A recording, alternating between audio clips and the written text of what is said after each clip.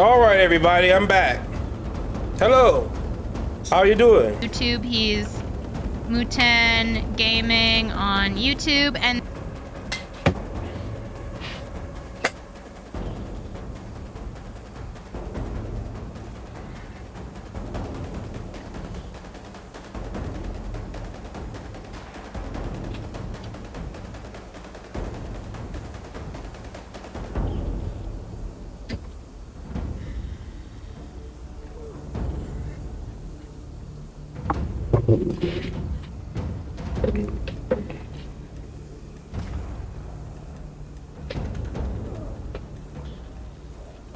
Yeah, man. Let me explain something to y'all. I read a post on Instagram and it said, what was I even doing, man?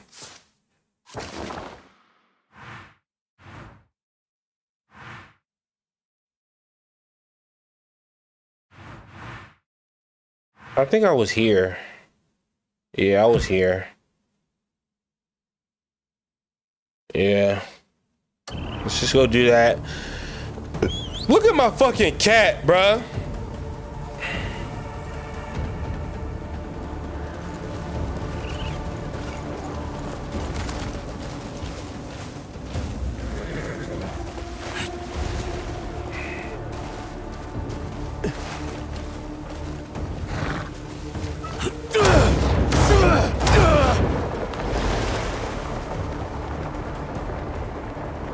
So, and this is what the post said.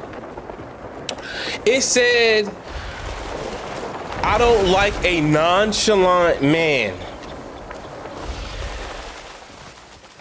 I want a man that acts crazy when we not talking.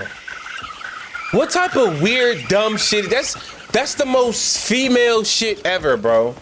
That's the most emotional female brain shit ever. And it's like, so, but if you ask this woman, do you ever just start problems in your relationship to be entertained? They're gonna be like, no. Do you want drama in your relationship? They're gonna be like, no. Do you want to be abused by your man? Because abuse, let me tell you something. Abuse is whatever you think it is. If you feel like you're being abused because they're ignoring you, it's abuse. If they're paying all your bills, that's abuse. If they're mad at you because you cheated on them, that's abuse. If they don't want you to go on a vacation to Miami with their friends for 2 weeks by themselves, that's abuse. But women will do some shit to cause a nigga to be like, no, you can't go fucking nowhere. I don't trust your ass. They like niggas that are crazy. They like crazy niggas. They don't like nonchalant. Like, think about it like this, right? If a girl is not talking to you, it's because she doesn't want to, bro. But it's not even that. The thing is, she wants to be chased around. She doesn't want to talk to you. She doesn't want to be vulnerable. She just wants to see you be vulnerable for her. And she doesn't want to put any effort in anything.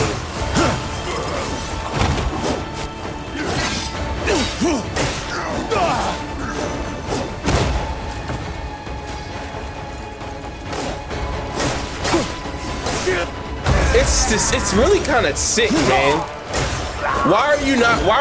Look, maybe I don't want to talk to you. Maybe he doesn't want to talk to you. He's not being nonchalant. You don't want to talk to him, he don't want to talk to you. Maybe the last time he talked to you, he realized he shouldn't even fucking talk to you. Maybe that's what it is. The pain is only beginning.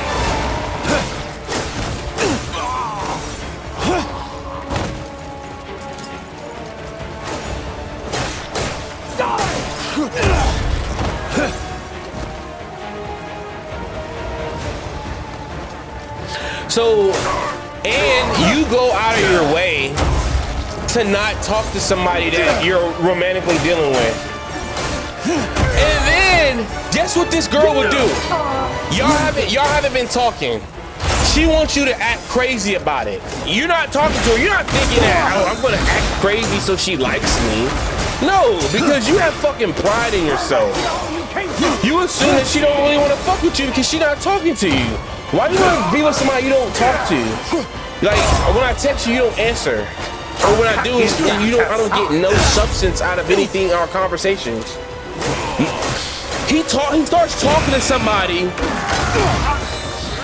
and the girl says, oh, me and him are romantically involved, even though we never talk. If he doesn't talk to me, I don't talk to him, but we're romantically involved. I haven't spoken to you in fucking weeks. Why would you think we're romantic? What romance? But that's how women are. The romance comes from me being angry and we have an argument and her denying everything just so I go crazy over what the fuck are you talking about?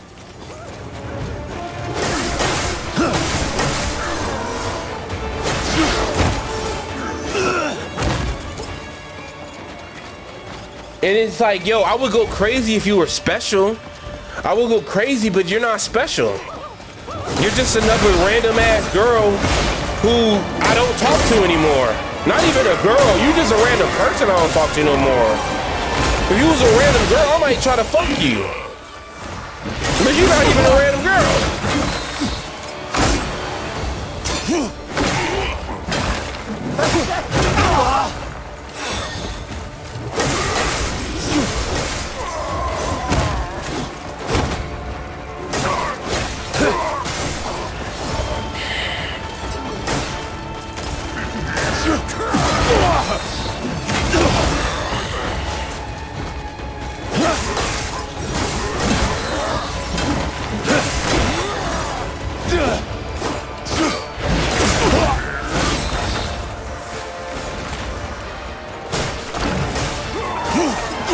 To defeat you, piss pot.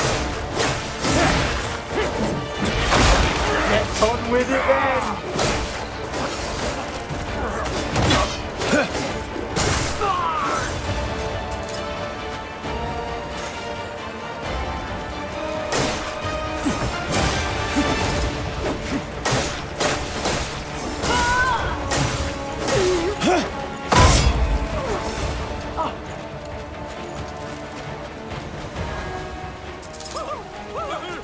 You're a con.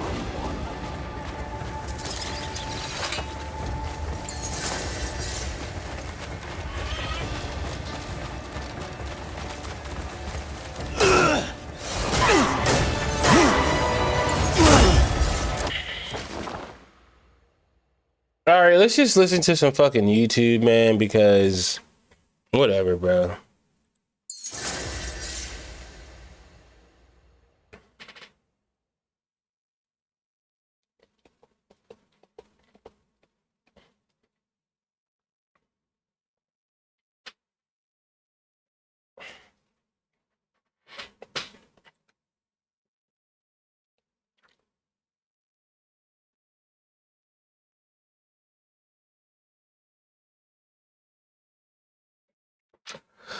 Ba-da-ba-ba-ba.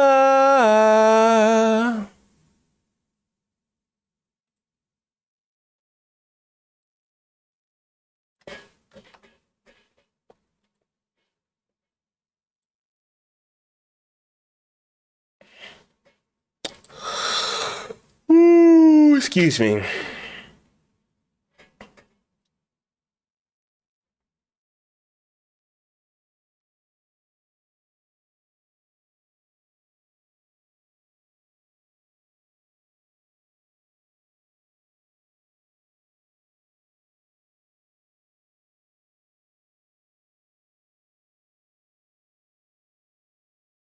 Palworld is gearing up for its 1.0 launch later this year, and according to Pocket Pair's publishing lead, people will be shocked at what they've managed to achieve. During an interview at GDC, John Bucky Buckley teased that the goal for the full release is to make Palworld the survival crafting game everyone always wanted. While most of the details are still top secret, we know the 1.0 update isn't just about the end game. They're reportedly fleshing out the entire experience, expanding the early game, the middle game, and adding a massive chunk of new content for the finale. And the studio even noted while they wouldn't roll out a Palworld 2.0 in the future, they aren't looking for a No Man's Sky situation. They want this 1.0 launch to be the best version of the game right out of the gate. And interestingly, while they won't be force wiping servers, the team is softly recommending that players start a brand new character from scratch. Apparently, so much is changing from the beginning to the end that you might miss out on the full experience if you just jump back in to your old save. And so Yeah, I it ain't looks doing like that. Palworld That's why is I finally stopped leaving playing the early game access for with a massive overhaul. long time. With the developers claiming it's going to change everything from start to finish, will you be starting a fresh character? Yeah, I'm gonna start a fresh character for real. Straight up. Yeah, I'm gonna start a fresh character. It'll look the same, but it'll be a new whatever.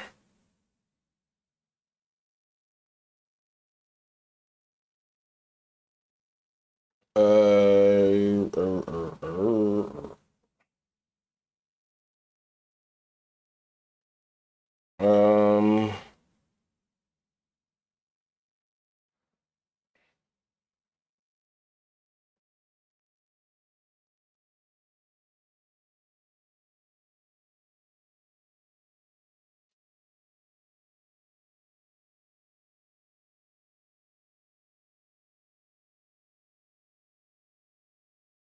Okay, let's just find a video. I'm like getting distracted by shit. What is this? Hold up. Oh, something about money, Visa cards, and government shit. Ooh. Sometimes life can be a little messy. But with next-gen Nuvella Performance Fabric at Ashley, we've got your whole home covered. So you can get back to what you love, messes and all. Free trip to Coachella. I got invited in 2018. I'm sorry. Like I'm not trying to say that he does this, but whenever she said that, it just made me think of Dan Clancy. It did. It did, and I'm not saying he would do this. He's a completely like great guy, but it did make me think of Dan. But I didn't end up going. Well, right now we're at war. Gas prices are going up. There are children getting unalived in different countries because of America. Americans are becoming homeless and unemployed faster than any generation in history. And that's why Coachella is a classism thing. That's why Coachella is only for the rich people or the people willing to sell their bodies. Because everybody else in the world, we can't even afford groceries right now. Personally, I thought you said you just sold your body. I couldn't even afford my car insurance, so my car has just been sitting in my driveway, and I haven't been able to drive it anywhere because I can't legally drive my car on the road without car insurance. Poor Americans and middle-class Americans are struggling to afford food, struggling to afford bills, is for and the rich poor and the whores. middle class, hello. That's We what are the she said. ones I didn't say working this. so that the rich people can afford to go to Coachella. That's right. Did you just hear me? We are the ones working so the rich people can party on their yachts or party in the desert. And that is why I personally refuse to work a 9-to-5 job, because I will not put myself in a situation where I'm working. Gracie the cat mom. Thank you for resisting capitalism. Thank you so much. Working for a millionaire, a billionaire, just so him and his family can go to Coachella. One girl commented under my video the other day, and she was like, I don't like how when you promote your small business, you mention how it helps you pay your rent. Well, you know what? I don't like how you work for one man and you make that one man give you weekly paychecks and you depend on that one man to sustain your life, pay your rent, while you go and do what he tells you to do. Go do that, and then I will give you money. I don't like. Can you imagine how much can you imagine being this girl's boyfriend? Oh my god, that would be the most unpleasant thing ever. That. Personally, I think 9-to-5 jobs are a complete humiliation for rich people. Women, I feel am like I right? it's a gesture I dancing know. in front of a king, like the Joker dancing in front of the king for some money. Well, didn't you do that? That's what it feels like. You're performing Well, that's for what you did, though. the king, for the rich people, and then they will reward you with money, or they'll reward you with a Coachella trip. But yeah, when are people gonna wake up and realize that Coachella is a classism thing? Coachella is mainly for the rich white folks, let's be so real. Or we can... Black people... What, black people can't make money? I've seen, like, a dozen black people in, like, the images of Coachella. There are black people there. I know you might not believe this, but there are black people that have good jobs. It exists. all be very quiet. We can all pretend like everything's okay. There's no We can black all pretend people at like the world Coachella. is so perfect. They're calling it, they're gonna rename it next year in Carthage. We can all sit on our phones and watch the rich TikTok influencers go to Coachella while we pretend like there's no real problems in the world. Oh But my yeah, this is God. why I try to avoid human contact, because I don't think humans think on this You deep know what? level. You know what? I think that you should, I think you're totally right. And I think that you are doing the world a favor. Thank you so much for your sacrifice. I don't think that the world can repay you enough. Thank God. Thank God that she's able to do that. What even is Coachella? Coachella is a music festival. It's a music festival. Oh, here's another one, right? Influencers are so out of touch. I have so much ick watching them complain about getting more free shit and then doing exactly that. There's something that happens at Coachella called the Revolve Gifting Suite. Everybody always comes every year and gets the most insane shit. Last year they had dice. It's basically like a free-for-all for influencers to get free shit. Like, we need more free fucking I shit. feel like it'll be like Black Friday, but for influencers. What beat people up? From what I've seen, there's a line to get in. Okay, yeah, all right. You ready? Oh, God. Oh my god, don't. He just goes, I have a question. What's Revolve? Come on, here we go. Wow. Look at these massive totes they give you. Wow. Got free sunnies. Oh, those are nice. Oh, a little baby tank. Ooh, That's amazing. And Look this at whole that. outside area full of clothes. This is actually fucking insane. Look at you. That's a Madewell. What's that? I want that. Amazing. A little men's section. Uh-huh. Now let's go inside. Oh my god. We have hair dryers. That's the best sunscreen ever. I want this tanning water. Kosas. Oh, I need a You know what this reminds me of? This is so fucking stupid. It reminds, this is like, you know, like after you go to Chuck E. Cheese and you're able to redeem all your tickets and you can get like a bar of soap that's in the same shape as Yoshi, or you're able to get like a Chinese finger trap, or like, let's say you do really well on the bowling and you're able to get like a pair of sneakers or something like that. This is basically like the fucking Chuck E. Cheese like reward store for grown-ass fucking adults that spent $10,000 to go to Coachella. That is, it's materialistic junk. It is, totally. This is crazy. Yes, need that. I'm a little overwhelmed, I'm not gonna lie. There's a tumbler. There's pickles. They have pickles. Oh my god. They Hot have girl pickles. Fill your bag up. Let me get some more of those. Get some lip balm. Why not? I think I need one of these. We have to buy a new suitcase, I think. We have to buy 2 new suitcases. Wow. Some diesel sunglasses. Do you like these? Yes. No. Yeah, 100%. Are you overwhelmed? These people's massive bags are like hitting me. Should I get 2 things of pickles? You don't need 2 things of pickles. Can you get one back? But look at all these pickles. So much stuff. Do I want a cowboy hat? Oh my Yes. You thought we were I done? know, I know. There's a whole nother actually area gotta out use the here. bathroom, Should I yo. get And these? so I want y'all. I'm just using the bathroom, everybody. Gotta use the bathroom.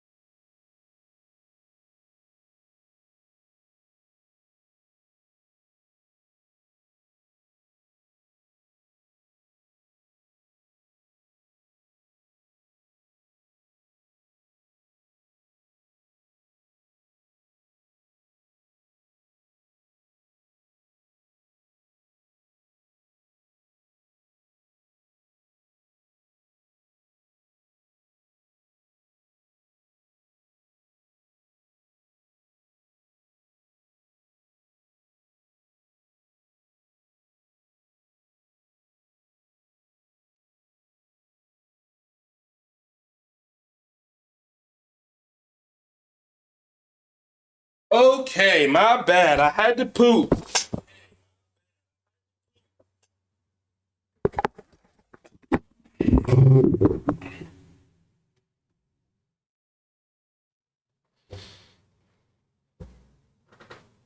All that keep in mind, this is the way the influencers are experiencing Coachella and other content creators and rich people. According to that other girl, rich white people, okay? Should I get that? They have Levi's. I want living. They have Caraway. Hello? That is insane. We don't need new pants. We just got new pants. I'm dying. I do have to say that I am looking to see how diverse the crowds are. And this is once again another crowd that is less diverse than an ICE battalion. Or not battalion, an ICE squad. You know, like you can find a car full of like, 4 ICE agents in Minnesota, and it's gonna be more diverse than this. If they were all women. All right, well, that's let's give a fuck about women this shit.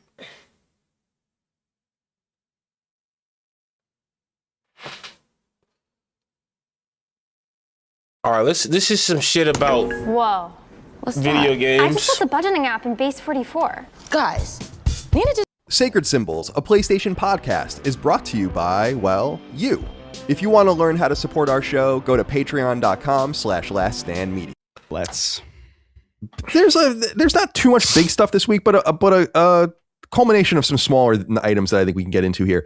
The first one comes from a posting via Reset Era on Instagram. Reset Era, of course, is a gaming forum. It's trash, but of course we have to cite who we cite. It's where things come from, because I would have never seen this otherwise. And this person on Reset Era found an Instagram post from Sean Eskag. Sean Eskag is the director of Uncharted: The Lost Legacy and the director of The Last of Us Part 1. So, like, remember when they remade it on redid it on PS5 and released it in 2022.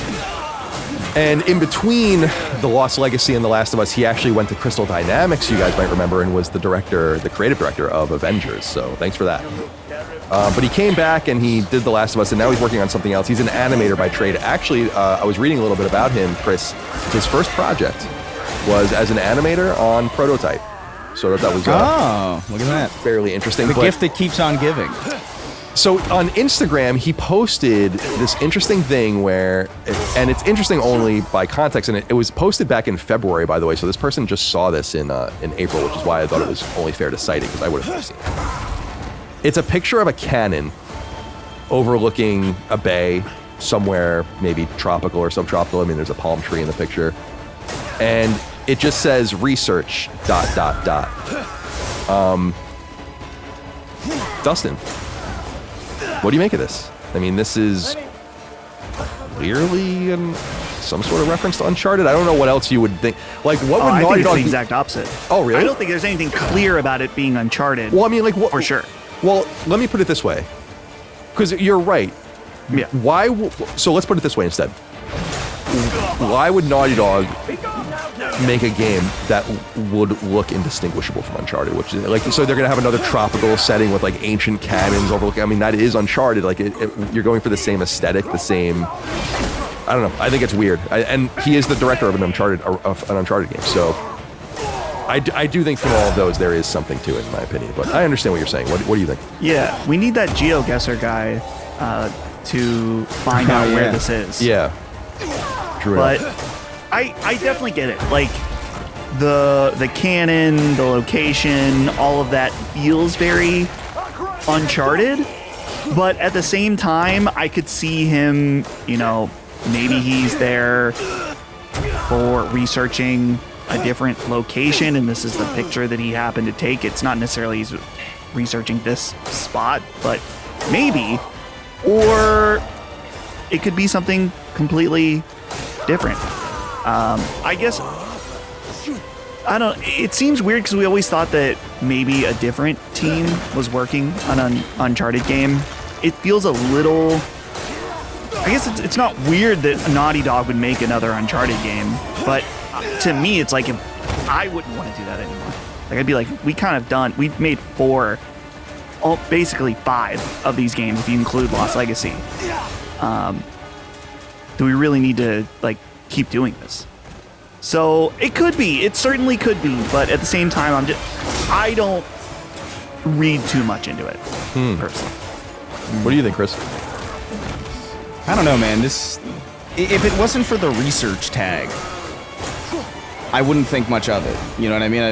If it was just this photo, and it was just like, hey, I'm in Trinidad and Tobago or whatever. You know what I mean? Because that's, I think, it's where this is. But the fact that it says research, it does kind of lead me to believe that, this is clearly, not clearly, I should say, but it's hinting at least something related to Uncharted.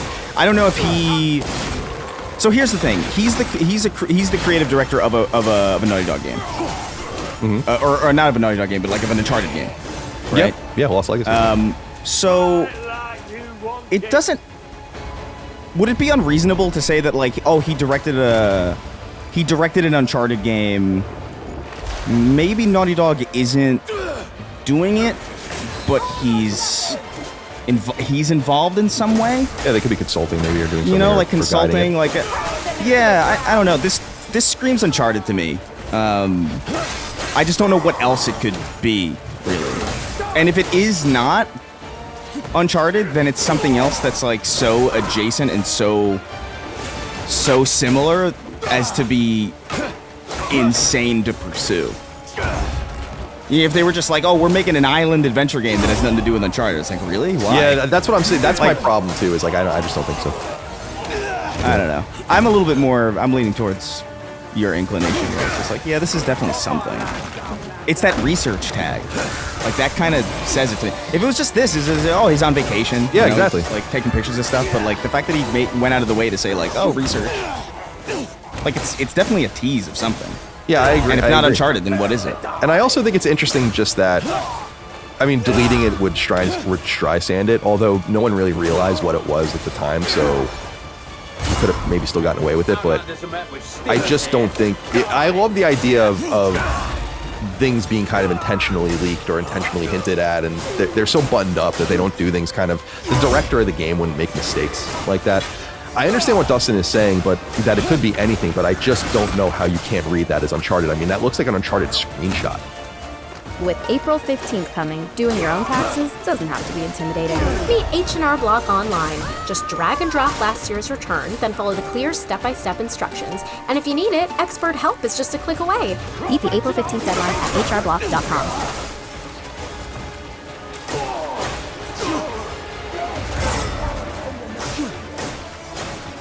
Like, it does kind of, yeah. Like, I actually, when I first saw it, I was like, is that a render? Because specifically because of the stone, it's not, but specifically because of the stones, like the thin stones underneath the cannon, it kind of looks fake.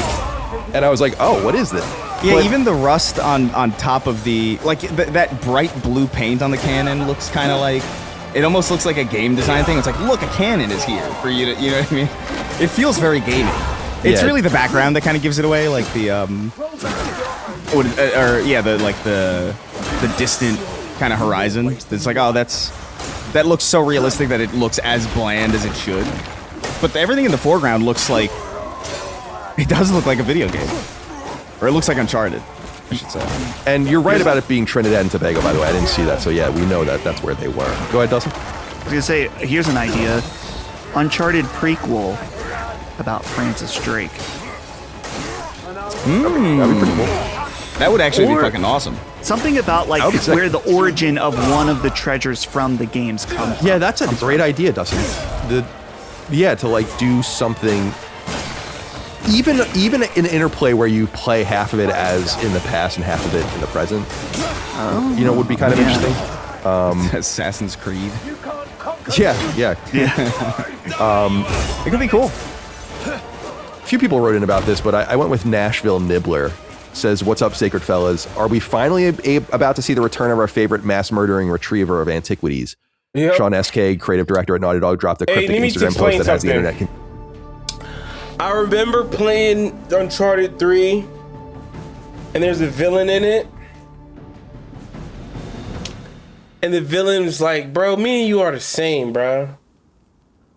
And I started realizing, like, yeah, this nigga Nathan Drake is not a cop. He's not educated.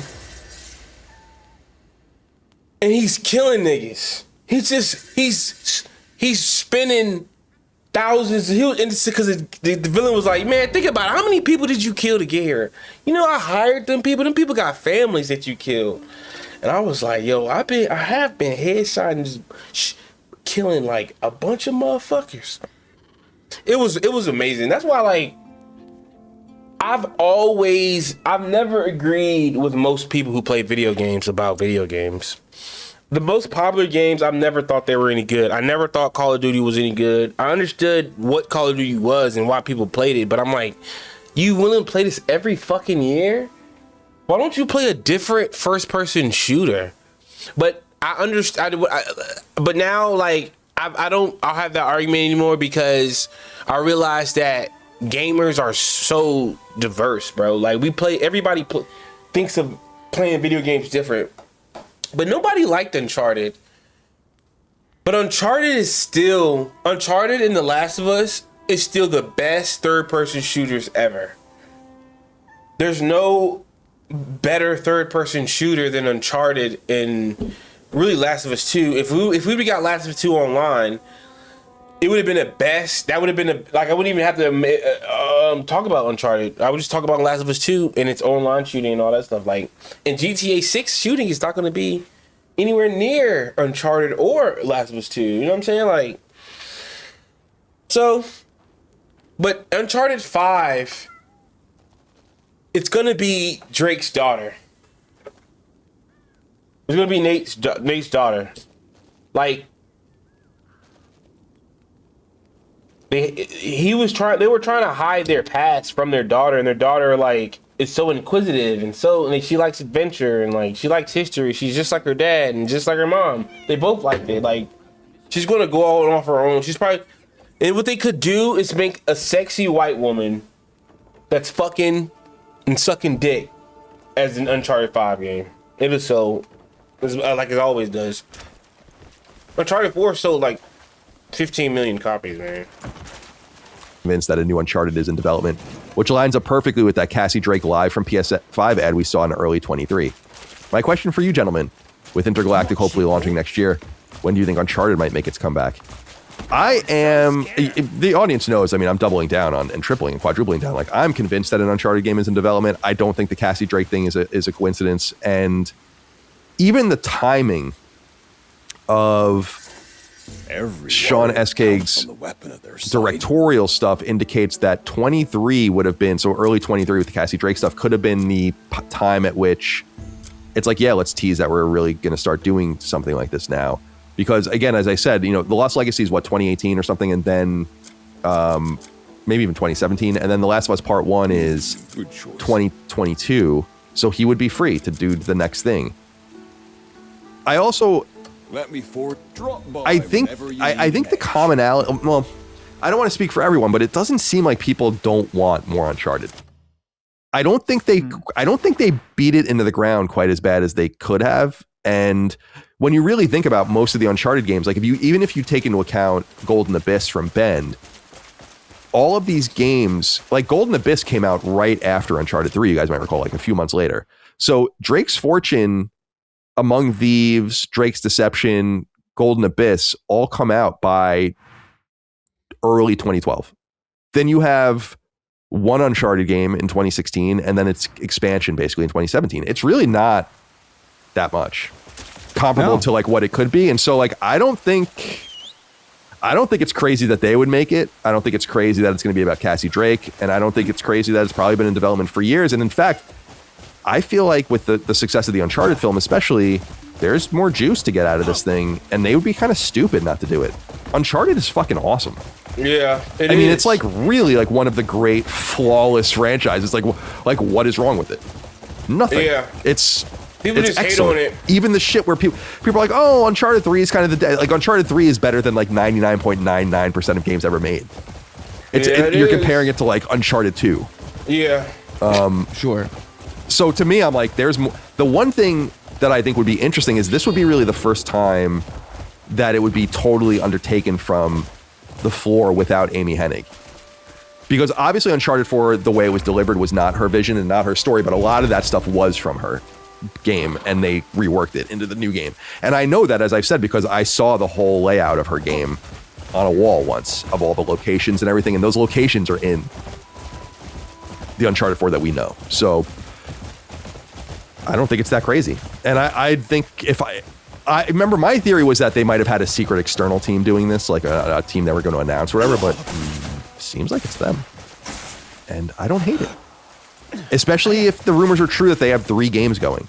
Yeah. Because then it's like, well, it's like Intergalactic, Uncharted, something else that's new. Yeah. Maybe pre-production on something else.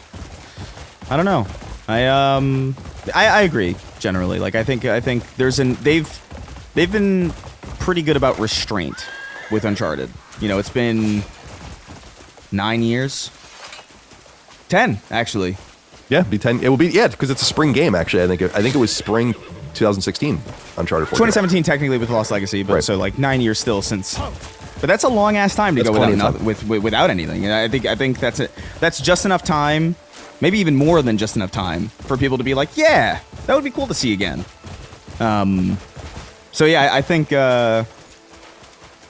a no-brainer to do an Uncharted. I do wonder what it would be and how they'll evolve it. I also do think you're right, like it must be them, right? Because like every other studio that's available to do it is closed or or busy or sold or whatever. Bluepoint ain't doing it. Yeah, and well, you ain't doing it. That's the other thing, Chris, is that some people are wondering, is it even a remake of the original Uncharted, which is also possible, and I think that would be cool too. I think that, though, like the God of War games at Santa Monica, the Greek games, it's a waste of their time. Like, I am really annoyed that Santa Monica is making those games, because it's like, what do you, like, that's so fucking whack that you guys only there was a studio that could have done it. Yeah, if only. And yeah, it's the same thing with, like, Uncharted 1, I think, could be remade. It's an old, we talked about this a week or two ago. It's 20 years old almost. It's 19 years old. And it's a great game. The first Uncharted is awesome, but it's old. And 20 years is by the time I mean, the first Uncharted, is what really got me into shooting. I never liked shooting games. My brothers loved shooting games, but I never liked shooting games. I started liking shooting games because somebody went to jail and they gave me the PS3 because they was going to jail for 10 years, 11 years or some shit like that. And I was playing the PS3. I didn't have any games for it. And my brother bought me a game because he was like, he ain't got no games for it. I'm going to buy him a game, you know what I'm saying? And I think Uncharted, Uncharted 1 was probably out for a while, so it's probably on sale or something. And I played it,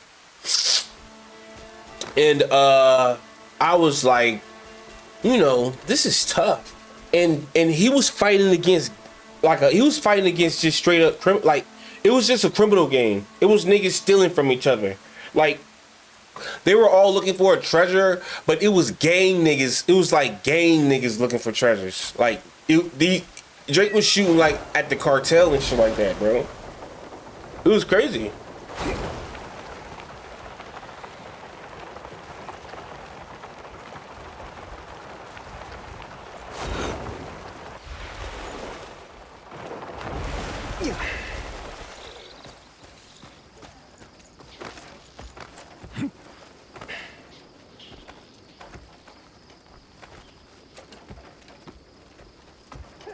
This is no playground for you, scum! Or nothing!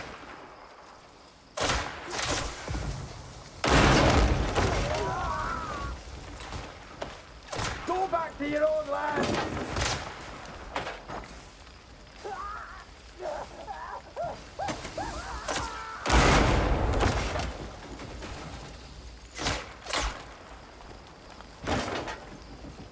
Let me try Iran.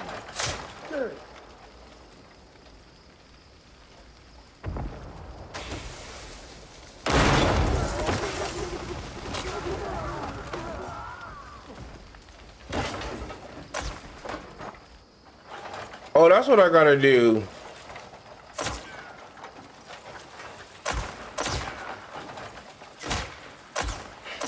I'm an idiot, dog. I love how they're all standing outside of the range of the cannons. This isn't Pearloon. You're nothing here. This is no playground for you.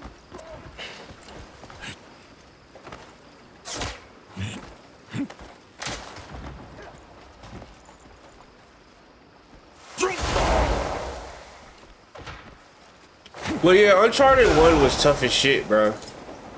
It was like a raw ass third-person shooter game where you was just shooting niggas, and it was the first game that I saw like wet clothes. You know what I mean? Like I remember realizing like, yo, this nigga clothes wet. What the fuck? So Uncharted 1, the Uncharted series, that's how all games should be. Uncharted 2 online was so dope. Uncharted 3 online was dope. Uncharted 4 online was dope. Like that shit was really Uncharted 4 online is yo. I might want to go back like, but because we were supposed to get the Last of Us 2 online, but we never got it, so we might gotta go back and play 4. That shit is fire.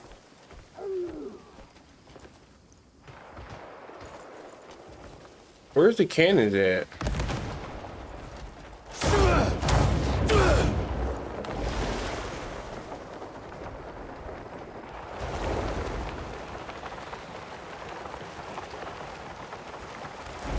Do you have even a single idea where you are?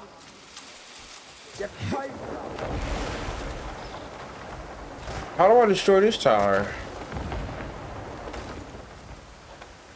I don't see no cannons. Once righteousness is served, to my command. There's no cannon. Can I move the cannons? Die already, you son. Die. Where did that come from?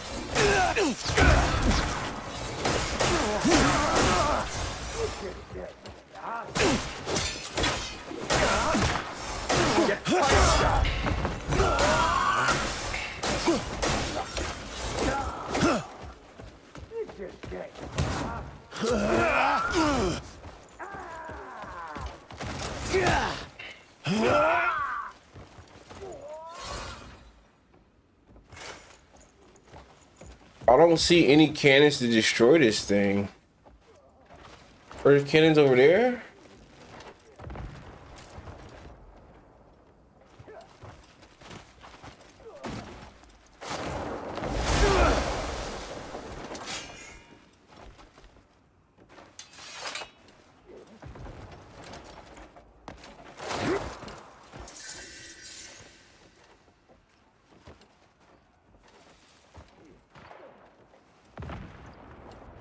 Is it kind of like a... Maybe there's another tower? No, this is the tower.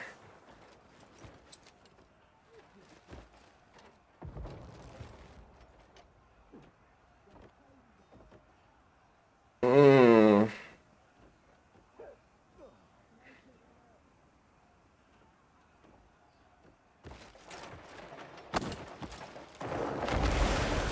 didn't try to run.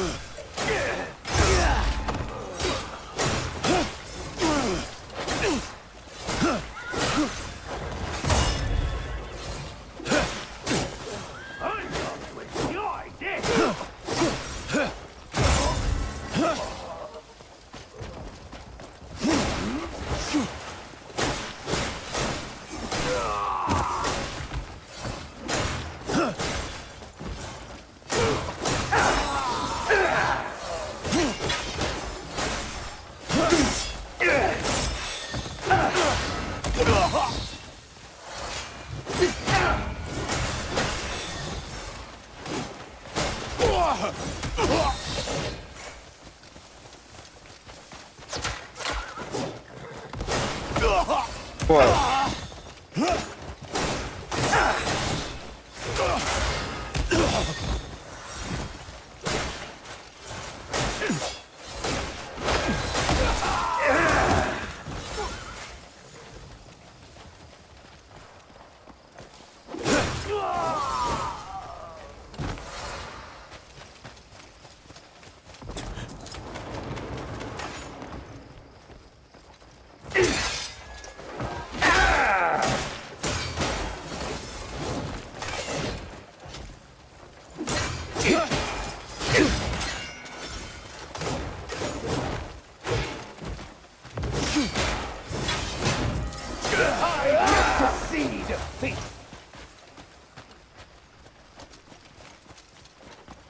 Like, how do I destroy this shit?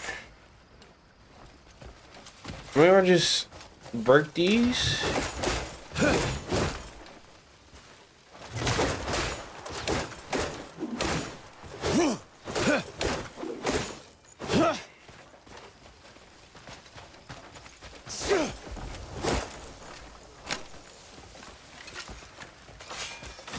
Do you have even a single idea where you are?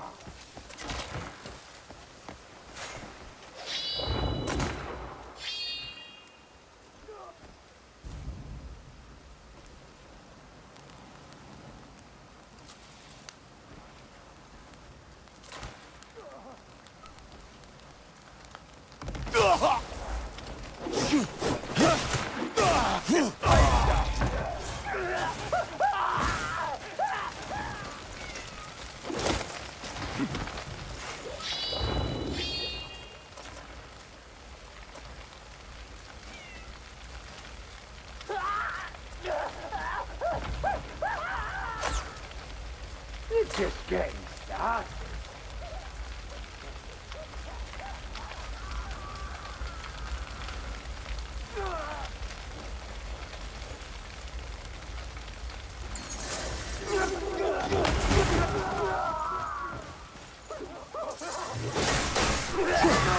There we go. I figured it out. I didn't have to use the internet, dog.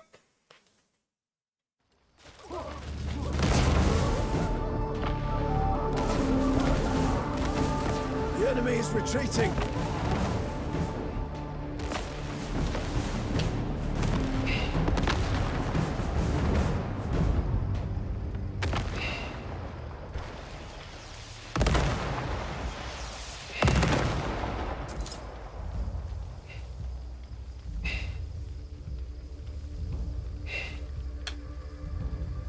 Guys broke up. Why?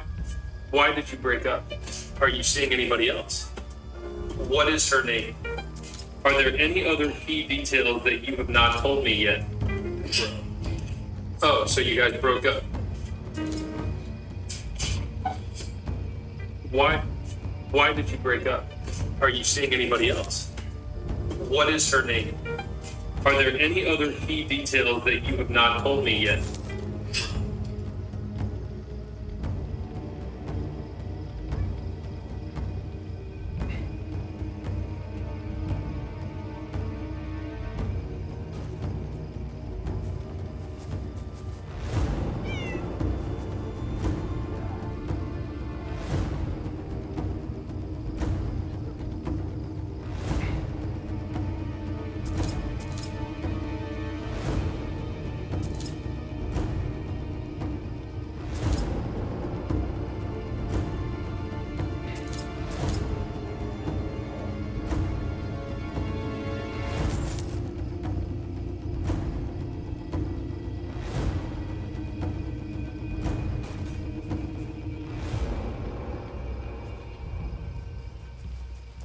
Oops.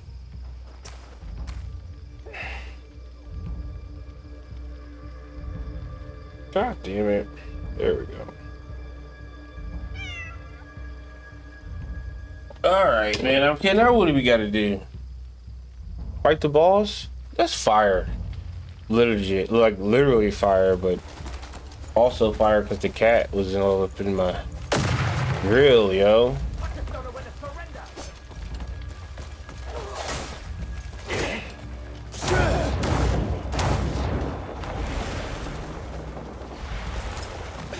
God damn it, I pushed the wrong fucking button, man.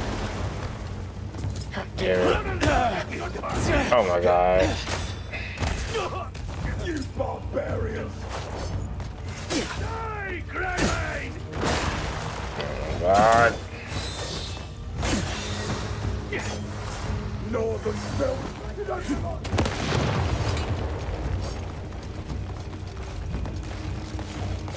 Held him into the ground! Wait, can I do this? Nope. I'm too slow. I probably could have. Thought I heard a rat scurrying about. So you've come here to meet your end?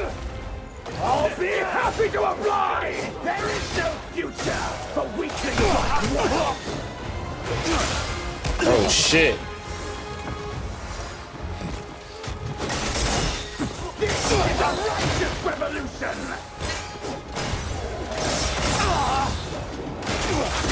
Oh shit. Order is forged only by Okay, it's like I'm fighting two people. and none are stronger than Grand General Which is fine, you know. That's just the game. Oh shit. Oh shit. His power trusted solely to fulfill his will. Now bear witness to its power.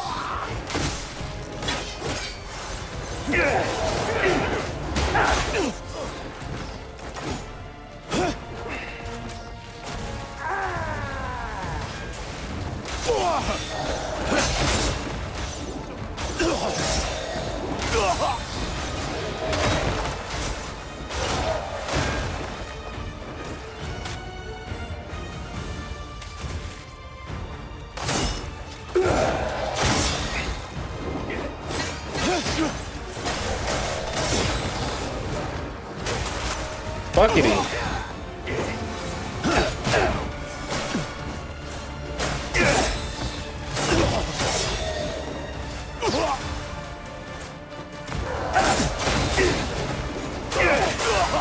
I think this guy probably has like a second form or whatever, so but we have plenty of food. Oh, it's AoE type shit too. Oh my god.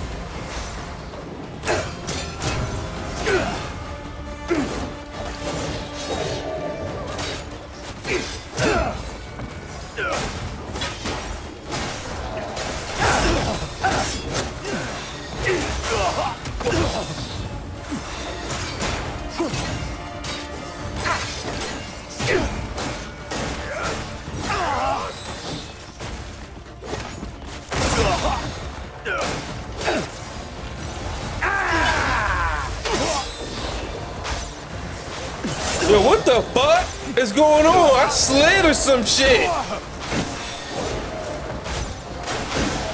I'm out running out of food, bro. Oh my god, I'm running out of food. I must be, because I'm eating some chicken right now. Come on, god damn it.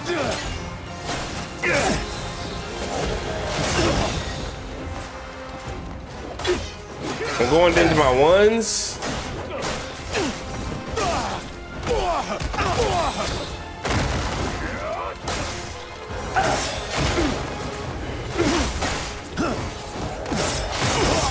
Shit.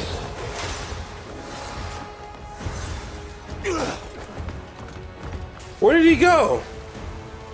This nigga was hiding.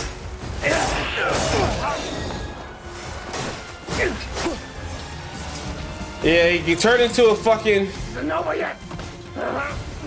demon or whatever the fuck. Wow. Oh, he is dead. Wait, what did I just get? Ooh.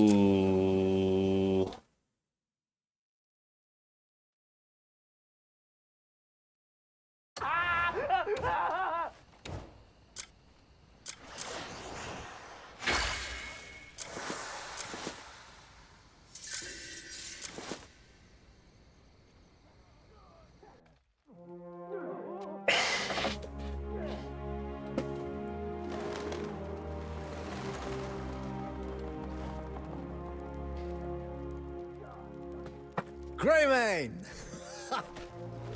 I can hardly believe it. I owe you a great debt. Would you give us a moment? Yes, of course. Thanks to you, the fortress is ours again. You've been a great help. Now, it would be dishonorable of me not to help you, after all you've done for me. So, is there anything I can assist you with? More like someone.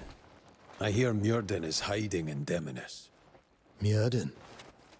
The leader of the Black Bears? Aye. Have you any idea where he might be?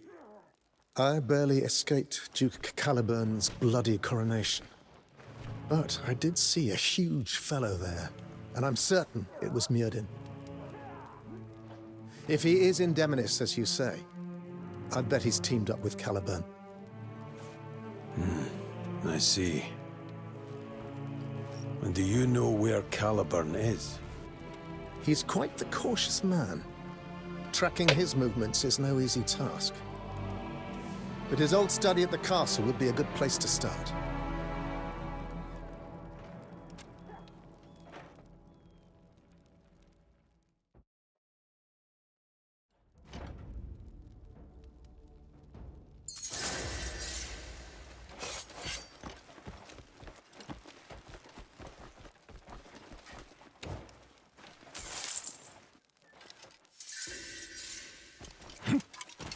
Steal it. Steal it.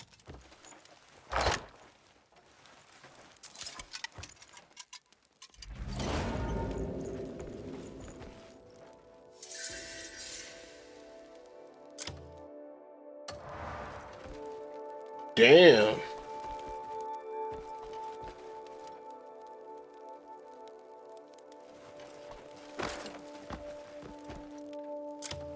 I just want to see if there's any shops around.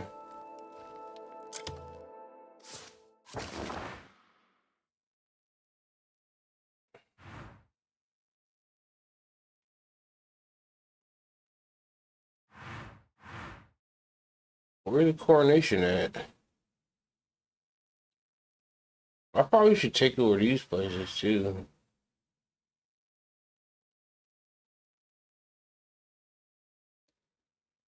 This dude was like one-shotting me though, but I wouldn't level it up. I guess I should take over this area now because whatever. Let me just go cook some shit too, man. Well, I probably should go to the coronation to do that, but we're not doing that. Where? I always forget where this place is.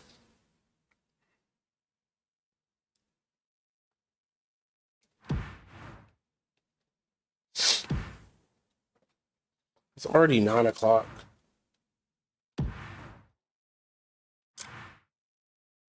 I'm not even sleepy, but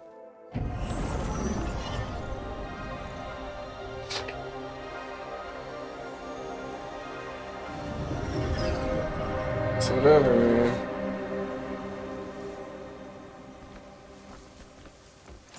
I haven't got any new drip or anything.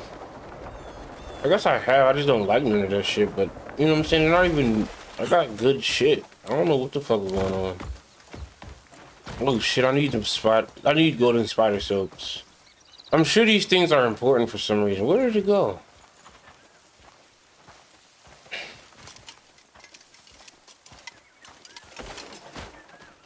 Well, I guess it's whatever. I guess I didn't really need it. It's gone.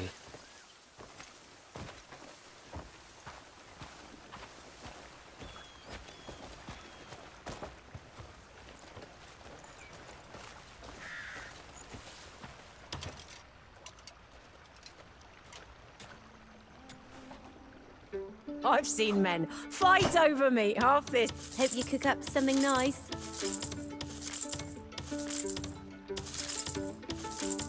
Thanks. Looking to buy some? Farewell. We're gonna go I'll to be here when your hunger returns. both fishmongers. I think there's a third fishmonger somewhere, but I forget where it is.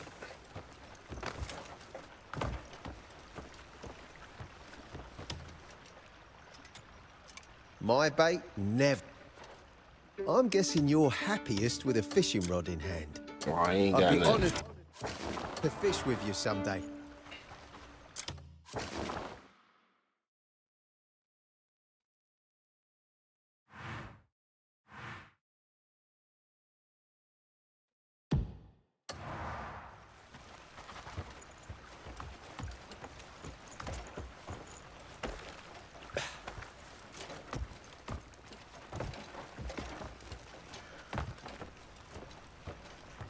What the fuck is this?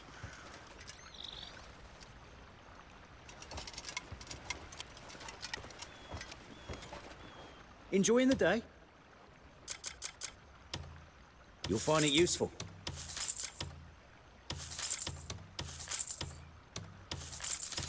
You'll find it useful.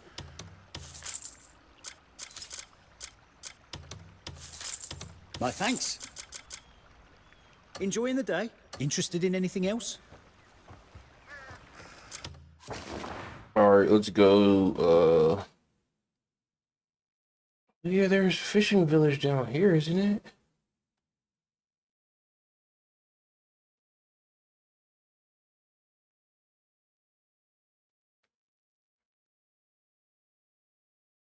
There's no. Oh, yeah, there is. Yep, there is. There is. Yeah.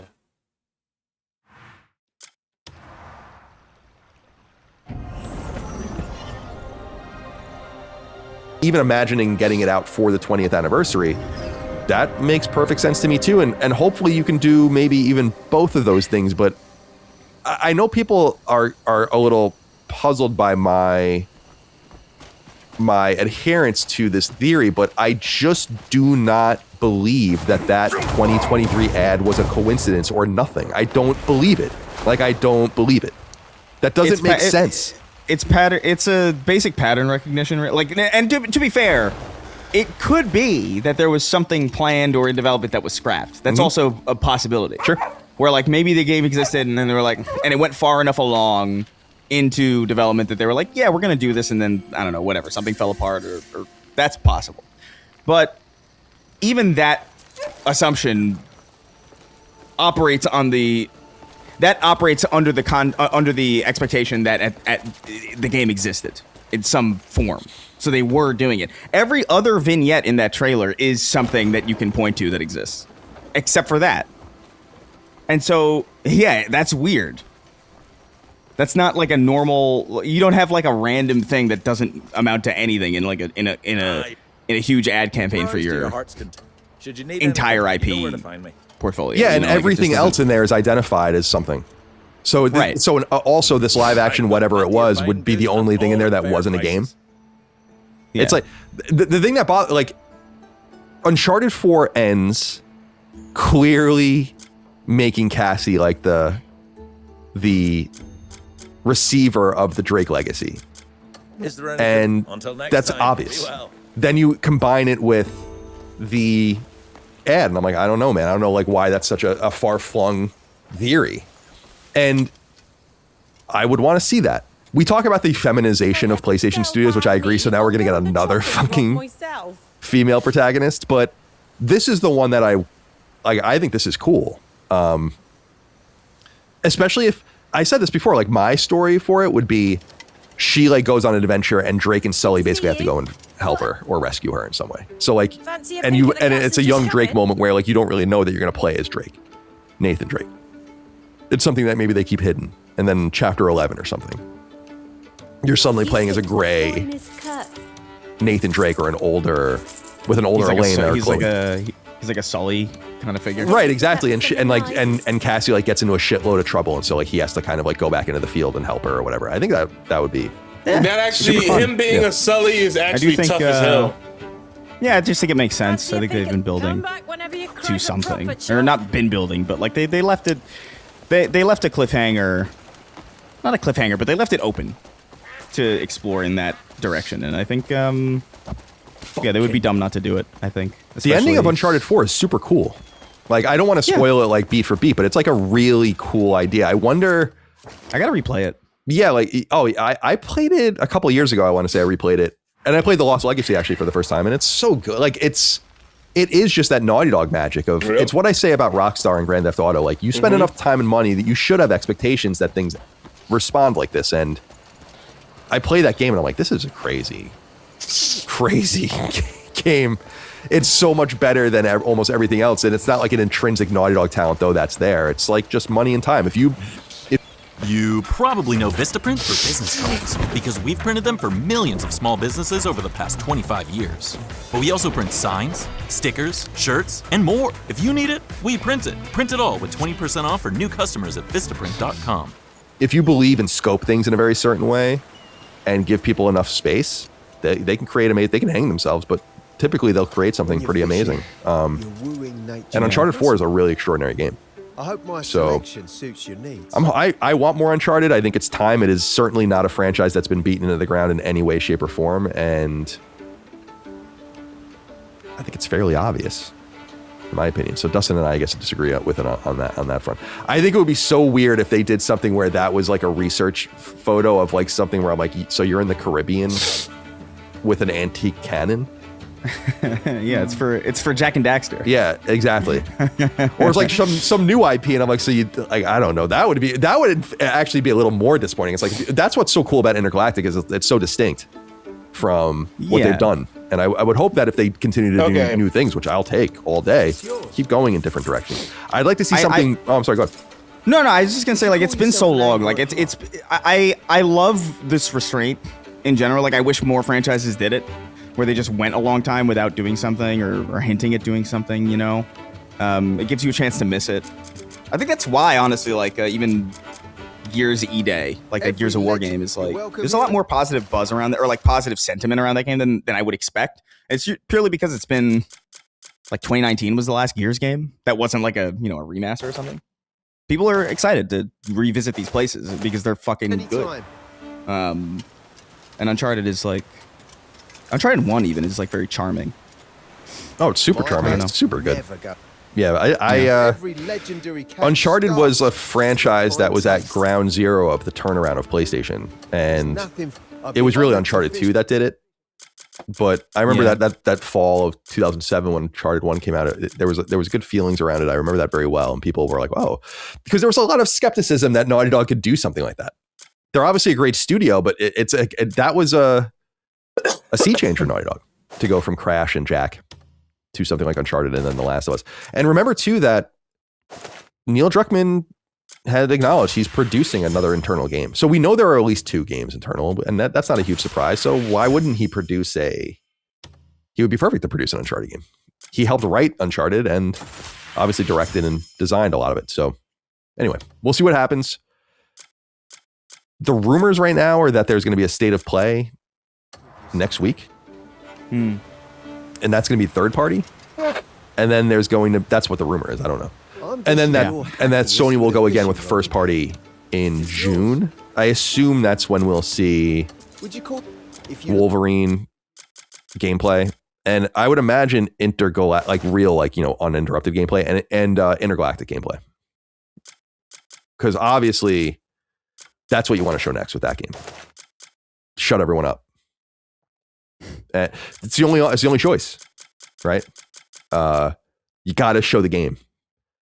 So we have these 2 shows hopefully coming up, and maybe we'll get some clarity in there. I mean, I don't think it's beyond the possibility that we get a late generation salvo of games, not unlike what happened with both PS3 and PS4. And it's too bad that Naughty Dog wasted all that time on the nearly complete Last of Us Online game, because it interrupted their ability to get these games out even quicker. And so we might, with different use of resources, have this game already. Would you but call yourself an angler? I wouldn't be surprised, man. I'm not going to be surprised. I'm sticking by this. I'm going down with the ship, which is a good metaphor for Uncharted. If you land all right. This comes from Push Square. I thought this was interesting. This was discovered by people online, but people that have access, I guess, to various little hidden things on the PSN, not unlike scraping for trophies and all the rest. You guys might remember and I shout out to Push Square for reminding us of this, that there are all these symbols on the back end, like icons that you can find that are used. And so like the little leaf icon have you guys been noticing this appearing on games? Yeah. The Saint Slayer has the leaf next to it, actually. This means that it's like a power saver game. The theory behind this, by the way, and I don't know this from a developer's point of view, but I think Moore's Law has been saying this, is that like this is basically this is for the PS6 handheld, as I understand. And again, it's the reference I always use of the hotel not washing your sheets and saying it's to be green. It's the similar thing here where they're like, yeah, this is a power saver mode for the environment. You know. And it's like, yeah, okay. So that icon still exists, and they have all these other icons like the information icon and so on and so forth. But there were these two icons that were never used, but they were in the library of icons in PlayStation's backend as relayed by Push Square. One of them said cross-buy, which we had never seen deployed. And cross-buy is a long-time thing from PS3, Vita, PS4, all of the rest. But this was associated with a PS5/PC icon. And these icons are gone from the back end now. Dustin? Maybe the rumors are true. Yeah, well, it seemed like for a while there were rumors percolating there was going to be a PlayStation PC launcher. And that would make a lot of sense, where take a game like Marathon, where instead of buying it on Steam, you buy it from the PlayStation launcher or on your PlayStation, and then you have access to a copy there and on your PC. And PlayStation would love this because then they don't have to give a cut to Steam. But it never came out. And then over the last month or two, we've been talking about the behind the scenes PlayStation stepping away from PC. And now we have these removed. So my theory is that there at one point was a PlayStation launcher that was being designed for PC with the idea of cross-buy for, I don't know if it would be all first-party games, but at least the live service games that they're doing. And it seems like it's been scrapped in favor of the return to console. So interesting to see these go away. They didn't even get to really see, any use, any light of day. So it's so fascinating, right? Like they're turning the ship and things now are incoherent for a little while. Because a lot of people are saying too, like, well, what about the hardware? Like you made a monitor and like these headsets and stuff that are for PC, and it's like, yeah, we did. and the ship is now turning in a different direction. I wonder, Chris, before I kick it over to you, there's more to this. So we have the Bloomberg article, right, from a few weeks ago saying they're moving away from PC. Then we have the disappearance of the cross-buy and PC icons, which I agree with you, Dustin, were probably for a launcher for PC that was never going to come. That's never going to come to fruition. By the way, a lot of this seems to be guided by the fact that they're not making enough money on PC. So what probably happened behind the scenes is you have all sorts of different people with different opinions around the round table, as it were. And they made a few $100 million on the PC games, and there were people internally saying, like, this is wildly insufficient. And so there was probably some sort of pull and tug and struggle. And they made this new decision, and they've gone in this new direction, but it doesn't stop here. There's another article, actually, I didn't put it in the, I'll put it here in the chat, because I didn't put it in the article itself that we use, or the document we use, is that on the official website for First Party, they also made a bunch of edits. I use PayPal to buy this ticket. I'm paying it off over time. No fees, no interest. You know what else has no interest? Me. You can pay your own way. Excuse me, sir. Yeah. The captain needs you back in the cockpit. Oh, yeah, sir. What?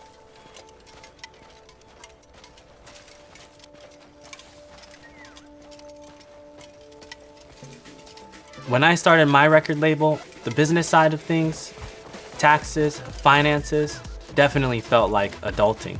But just because you start your own thing doesn't mean you have to figure it out on your own.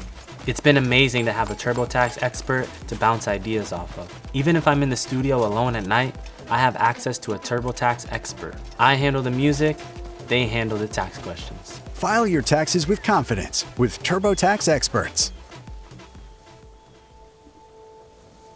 Of course, they removed Bluepoint and all that kind of stuff. But Valkyrie, for instance, we bring up Valkyrie every once in a while. This is like a support studio. And it used to say, a well-respected studio for producing high-quality work on a range of platforms from console to PC. Now it reads, quote, providing top-tier co-development expertise to several PlayStation Studios' most iconic and award-winning franchises, including Astrobot Helldivers and God of War. XDev, which is the external development initiative that used to run out of Santa Monica in Japan as well, they now run out of Europe. It used to say, quote, collaborating with ambitious external studios across the globe. Now it says, quote, partnering with talented independent studios to publish exciting exclusive titles for PlayStation players worldwide, end quote. And Nix's, by the way, it still talks about PC because that's what they're there for.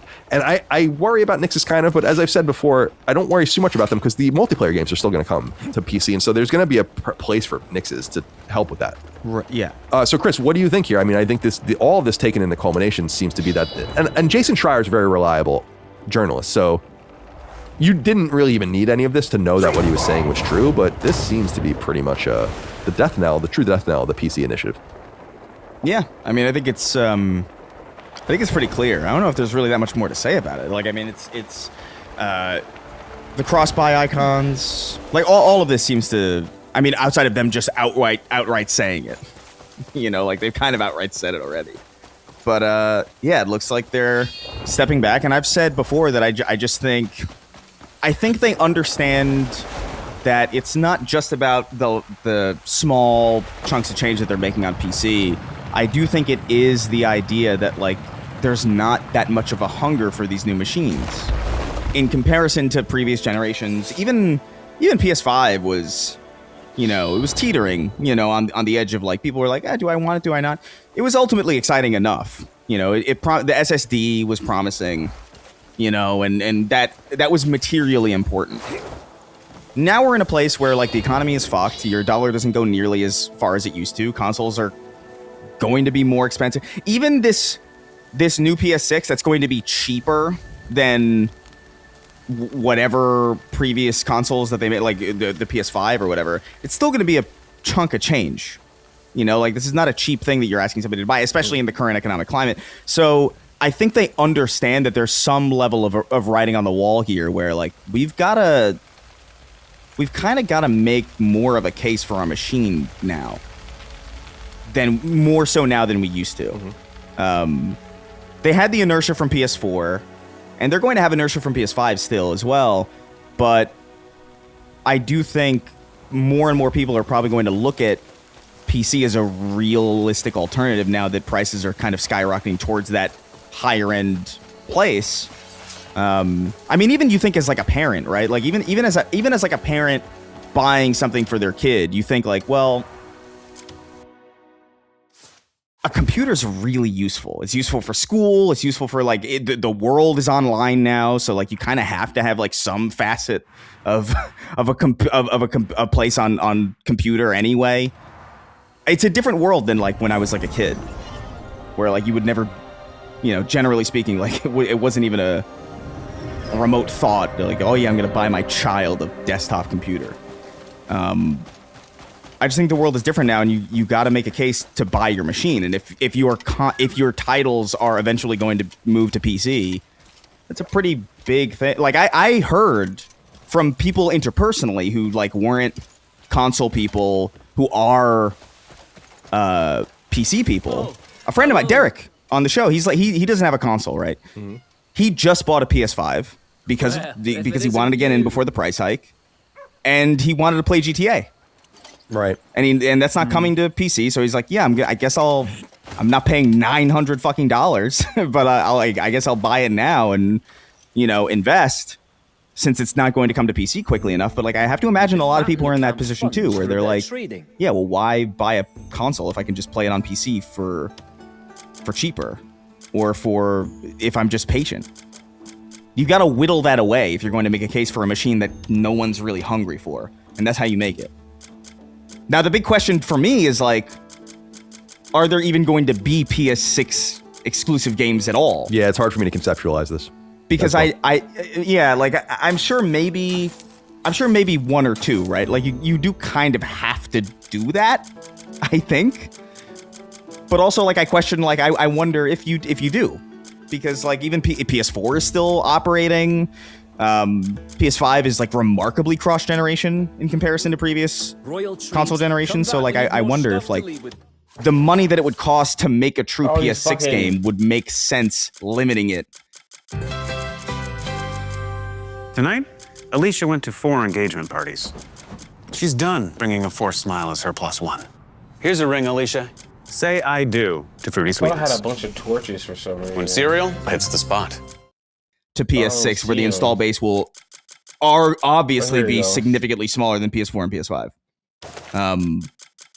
It's a different world now. Yeah, I agree. So if you can't rely, right? If you can't rely on day one PS6 games that you can only get on PS6, the next best thing is, well, you got to be on PlayStation, at least, and you have to be in our ecosystem, at least. You can't be on PC and get our stuff. He's right. And so I think that's, I don't know, 'Cause it's I'm kind not of like a buying messy PS6. way to put it all together, but that's kind of the big picture of what I Nobody think needs. is going on here. No one should buy a PS6. I think you're absolutely right. It's very well said. Nobody.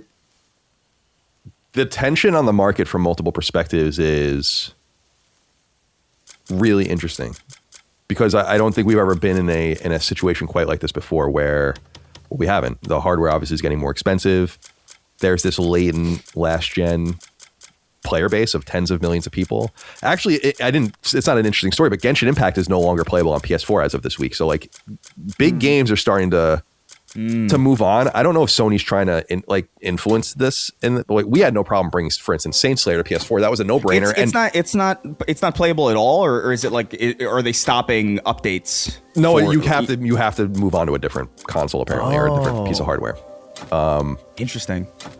So, because as I understand with that game, I'm not really a Genshin person, obviously, but a MiHoYo person. But apparently, it's like holding back the entire game, like these, that makes these sense. last gen versions. So I think that's why they want to move on. But to me, so I'm fascinated by like the increasing prices, the cross-gen like stickiness of a console that is 13 years old now and people are still playing on regularly. And at Lilymo, and I don't know how many developers feel like this, like we would still put games on Vita and maybe even PS3, not for any other reason than we would want to if we were able to. So there would still be support in some tangential way for old platforms, if possible. So there's also that, but then the expense is growing, and it's like I said earlier, Chris, and I just feel this way. Like you're right. There has to be some sort of PS6 exclusive something, and yet I just can't conceptualize it because I don't. Isn't that pretty? I don't know what people want anymore. It doesn't seem like I've been doing this for a long time. We've all been playing games for a long time. It's just there's no desire for a new console. Yeah, if they're willing to make a PS5 Pro, right, where there's no exclusives for the PS5 Pro, there's just better performance, and they understand that they can rely on a portion of their audience to upgrade on the basis of performance alone. I wonder if that's maybe the approach, right? Where it's just like, well, we could just price this thing at a more boutique, point, and make some money, get people on board for like whatever the next generation is, and then eventually do the same thing that we're doing now, where eventually we do get PS6 games. Maybe the importance of an exclusive isn't as necessary as it used to be, but we still need exclusives on our platform, on our in our ecosystem. That is important. I don't know. It is where I don't see a world where like there's $500 million video games that are then exclusive to a machine that has to hit such a crazy amount of saturation to even see a return on investment with a fraction of the audience buy-in. Like I think you need the wide pool of at least PS5 to justify the cost of development for something that's boutique or I agree luxury. I agree, and I also say like in a more aggressive time with Horizon and God of War, they refuse to move. So why are they going to move now? Right. Like it makes even less sense. As annoying as that was, it was very annoying. But great for people with the old consoles, but annoying for those of us with the newer hardware. There's a lot in the air about all this. I'm going to be so interested to see how this all plays out, because I think the one thing we've realized from reliable leakers is that nothing's stopping this train. Like this thing's coming, and we'll see. I'll buy it. Of course, I'm going to buy it. I want the handheld. Bad. Just in time. Goodbye for now. But yeah, I don't think there's any real purpose for this. I want to see the price is going to be fascinating. The people's interest in it's going to be fascinating. Access is going to be fascinating. Where the global economy is going to be, how they're going to try to move this thing into new places and try to seize new markets like China, which we're going to talk about in a minute. Fancy a peek at the cats that We'll just see. come in? Anything left to say, Dustin, before we move on? Of course not. Nope. There's nothing left to say. We've said it all. Not, That's crazy. Oh, no, I didn't mean... I got that in stock just for you. I can see why that would come up as an insult. No time at all. Like, do you have anything to say? Of course not. You're not just moving. You're moving in the right direction. How am I going to play soccer in Connecticut? When life changes lead to tax changes, don't navigate it alone. Get expert guidance from the tax pros who know the way. Shrinking, now streaming on Apple TV.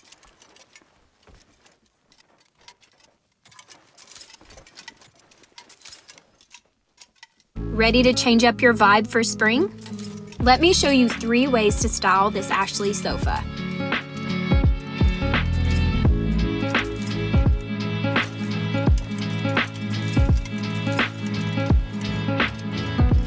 Shop the season in-store or online at Ashley.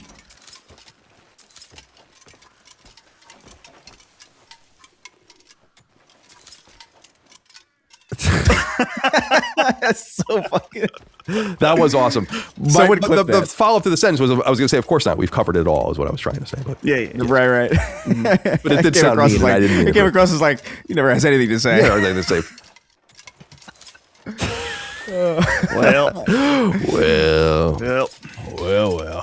We stick with our friends at Push Square, who write the next story that we'll chronicle here.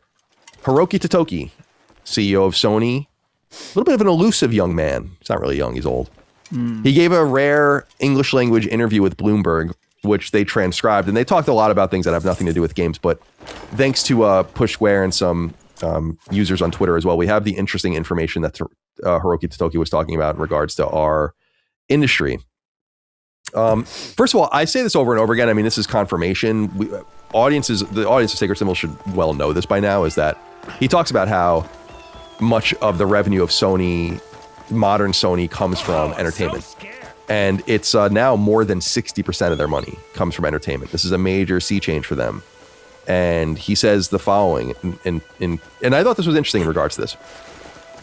Because obviously Sony is known for their electronics, especially their boutique high-quality electronics, first. And he says, quote, "It's difficult to differentiate the products in the area of consumer electronics. And that environment invited new entrants into the industry, first from Korea, followed by China. China, as you understand, has an enormous domestic market. And so backed by that market, they export their products. The consumer electronics market needs massive scale, and the competition comes down to volume and price. Unfortunately, it's very hard to maintain that volume in Sony," end quote. So this is I think a decent explanation as to why they spun off Bravia to TCL and started a new company with them for their TVs, which will still be branded Sony. But why I said over and over again that the disappearance of like the dynamic Sony electronics, like the weird shit we've seen for many years. If you follow obscure, is it obscure Sony? What? That's not right. Keep quiet. I'm trying to. Why can't I remember? Maybe it is obscure. Oh, it's obsolete Sony. Obsolete Sony. I'm like, that doesn't right. That doesn't sound right up. Obsolete Sony. And some of the other great history and historical minded The game social media crashed. And magazines that The like our fucking friend Sandy game Bright and all the rest. crashed. There's a lot of cool old shit, both in and outside of entertainment. But Sony was an electronics company, a very well respected company. I think even when you guys were younger, certainly, and still people feel this way, like Sony electronics were like the pinnacle. I remember when my dad got like a whole Sony audio setup for like the home stereo, and we got a Sony TV, and that's what people wanted. But what he's basically saying here is that things are different. It's hard to compete, and Sony no longer has that economy of scale in most hardware that they once enjoyed, which I think is pretty interesting. Bro, the TVs are the most Now, expensive they link TVs out you can in the fucking story find. to a tweet from a user called Sony should have Reforged started Gaming. making cheap I feel TVs, like my I've name. heard of this person before. I think this person might have tweeted at me a few times, but I don't know who he is. Or yeah, I think it's a he. But he says Hiroki Totoki on Gaming to Bloomberg. More than 60% of Sony revenue is entertainment. The largest portion of that is gaming. They want PlayStation to be, quote, the best place to play from the user's perspective and the best place to publish. So not a huge surprise. The reason I didn't want to get too much deeper into this interview is that he doesn't say very much. Sony is incredibly well media trained, especially these days. They only talk when they have something to gain from it. But I guess, Dustin, the thing we can focus on here is Sony has really truly become an entertainment company. And again, as we said, this has been going since the late 70s. Slowly, they were incredibly canny operators at a time when it wasn't obvious this was going to happen to them. The acquisition of CBS Music, the acquisition of Columbia Pictures and TriStar in the 80s. So they had a music catalog, they have a movie catalog and all of their presence, and then gaming is the last one to come, the third leg of the stool. And now Sony is no longer an electronics company. They are a secondary or tertiary electronics company with a powerful entertainment brand. And PlayStation's at the center of all of it. Very interesting stuff. What do you think? Yeah, I would This imagine shit might not that even come on, yo. it would be harder to be electronics company now for a lot of reasons. As he mentions, new players from Korea and China as well for these things that they probably are also making things a lot cheaper as well. And Sony, I mean, they were known for having high quality stuff that you hopefully buy it for life. And I also think like consumer trends have changed away from that when it's like, dude, you can buy a $100 TV at Walmart. Dude, I couldn't believe the other day I walked into Sam's Club and I saw like a 100-inch TV and it was under $1,000. I was like, crazy. Wow. I mean, I'm sure 100? Oh no, under 1,000. No, 100 TV. inches? That's crazy. It was close to 100. It might have been like in the 90s. I don't remember. But it was insane. And I'm like, the picture quality on this thing is probably ass. But the novelty, like if I had a much bigger house where I was like, fuck it, I'll put a 100-inch TV. It doesn't need to be amazing. I'll do it. Why not? But that's awesome. But yeah, but like on the lower end too, like you can get a TV for $100, and I could see it being harder to compete when electronics now it's like you can get something that's good enough for much cheaper. So PlayStation's one of those things where it's like someone can't come along and build a cheaper, good enough PlayStation because of them owning the entire environment around it. That you have to get a PlayStation if you want to play PlayStation games.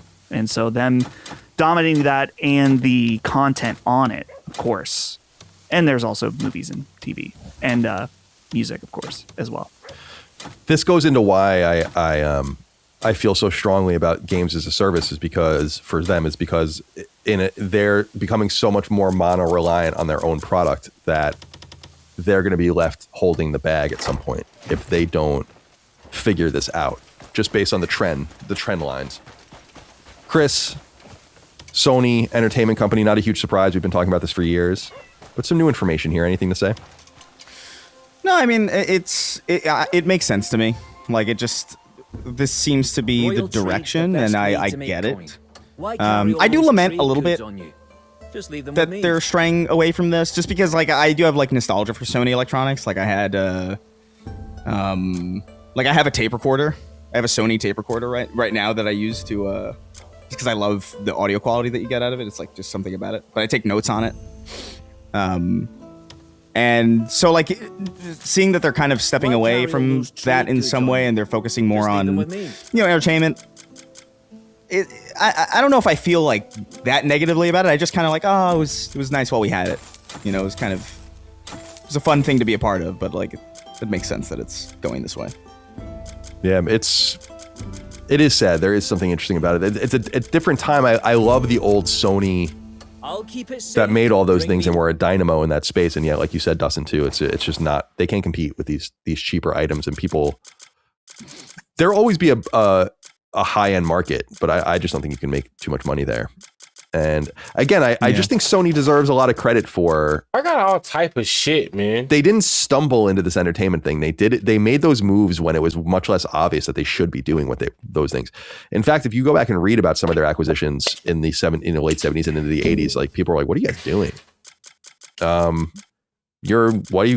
And it's like, well, who's fucking smart now? I mean, this Sony might be on its deathbed without these entertainment items. And it's funny too about. Again, just that CES 1991, the Nintendo, Sony, Philips kind of thing, and being left at the altar changed the entire trajectory of the company. Such an amazing butterfly effect, not only for the gaming industry, but for Sony itself, wherein that brand that they basically created to get something out of their investment when Nintendo ended up becoming the dominant part of the company. It's an incredible story. Yeah. All right, we won't stick on this Yo, what too up, much. This comes Vegeta? from My a bad, Portuguese yo. user on 'Cause the Twitter game just using a video, but it's crashed. obviously real. And we've heard more about this since, so it seems like it might be rolling out to other people. But there is the game just crashed. So I'm doing a bunch of shit over there. You're new here. I'm all right, yo. May peace reign. Welcome to the party. We was just listening to gaming podcast talk. This has actually been a good podcast. But you know, don't buy PS6. Don't buy PS6. Listen, if you stick around, you will see me smile. I promise. This game will make me smile. Gotta buy all this shit again. I gotta steal all this shit again. I forget what these people have in here though. Just got some new wares in. Have a look.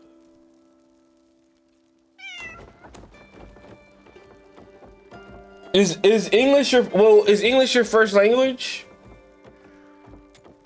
Ah, you're back. How'd your last purchase treat you? I've got some new wares in. Make sure you take a look. He's not selling shit. Name it.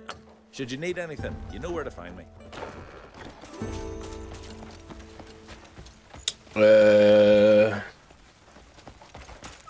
I'm just asking if is English you're originally from the Netherlands?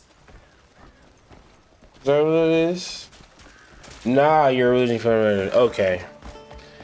I mean, jokes. If there was people to tell jokes to, sure, you could write jokes for me.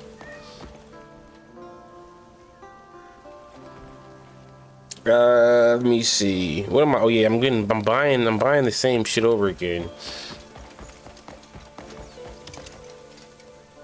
I was gonna go buy some fish. Welcome. Ask if you need anything. Every traveler needs good food to keep them. You won't regret it. Oh man, I'm scared. I don't answer the door for strangers. Get it?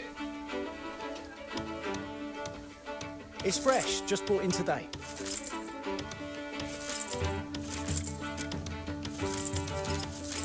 Thank you. Thank you. What's it? You're very welcome. It's a joke? So that sounds like a fucking setup. Get it? Man, we're on a roll. You look knackered. Fancy a peek at the cuts that just come in? I got that in stock just for you. Do you know the knock knock jokes? No, I don't. They're strangers. I don't answer the door for strangers. Hope you cook up some. That's the. I'll set aside the best cuts for your next visit.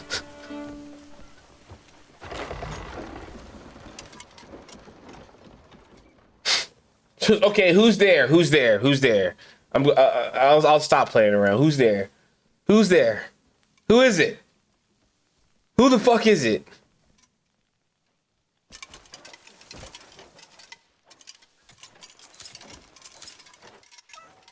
Who is it?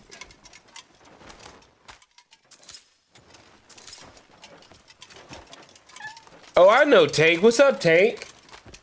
Tank who? Tank who? You're welcome. You know what? You know what? Thank you for that dime.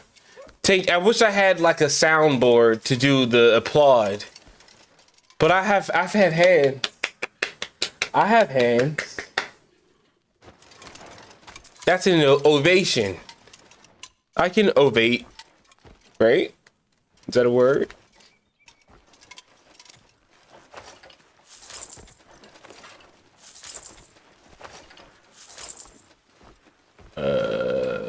Oh bad, I'm sorry for that. Sorry, you don't have to apologize. I'm sorry that the game crashed.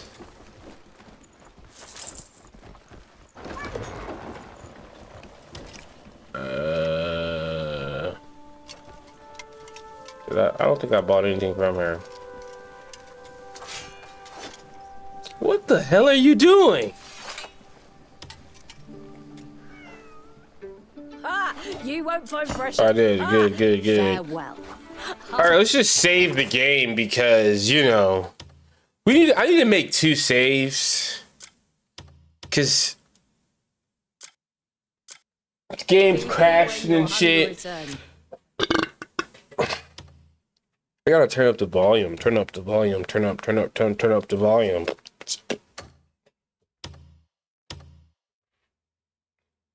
But yeah, yo. When we play video games, it's very serious. Muten gaming is very serious. We take this shit very serious. We gotta stay up to date. There's a new PS5 interface that appears to be being tested. It's not radically different. You would have to really be on the PS5 a lot to notice the difference. But he has a video here, and it does show some of the interface differences. With you would basically have different access to games and PS Store and stuff on this top bar, and it looks a little tighter, I guess. Oh, yeah. I don't know if I would have. I kind of like. I looked at this earlier and I was like, I don't know if I see it. You used to have to go to it basically is I think separating out. Yeah, no, it's yeah. Go ahead. Yeah, no, it's obvious now looking at the video. Like, oh yeah, there's like a top kind of bar above the icons. And that bar, I think, it's always been there, but now the icons are different or whatever. We'll see what happens. I don't know. It doesn't really matter. But I just wanted to share that because I'm sure people are going to be interested in it. Not bad. I'm in the stream. And, if it's in beta, I'm sure we'll see it. I mean, you know. I like that it's a video honestly, of him launching I appreciate you for pulling up, yo. Yeah, I thought that too. I'm like, I appreciate you for pulling up. Like, I should probably get this shit off the screen so you can actually see the gameplay for real. But you know, like, you know what I'm saying? I appreciate you for pulling up, bro. Like, I get harassed in a whole bunch of worse ways in real life and online and on stream. So you're one of the good ones. You know what I mean? I gotta be one of the good streamers, but I don't think I am. But you know, I just stream Don't sell to just anyone. to talk to Count yourself lucky. people in the Netherlands and shit like that. You know, I'm from the Netherlands, meeting people from all over the world and shit like that. Are you trying to get us caught? Hush! It's yours now.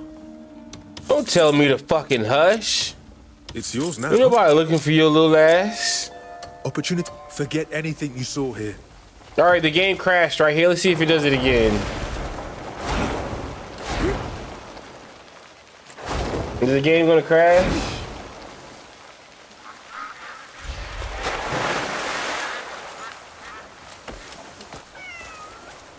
I got a fish, yo. I'm about to try to catch like 10 fish for real.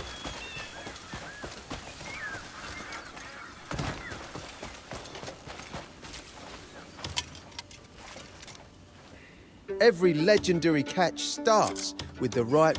You've got fine taste. I'd be honoured to fish with you someday.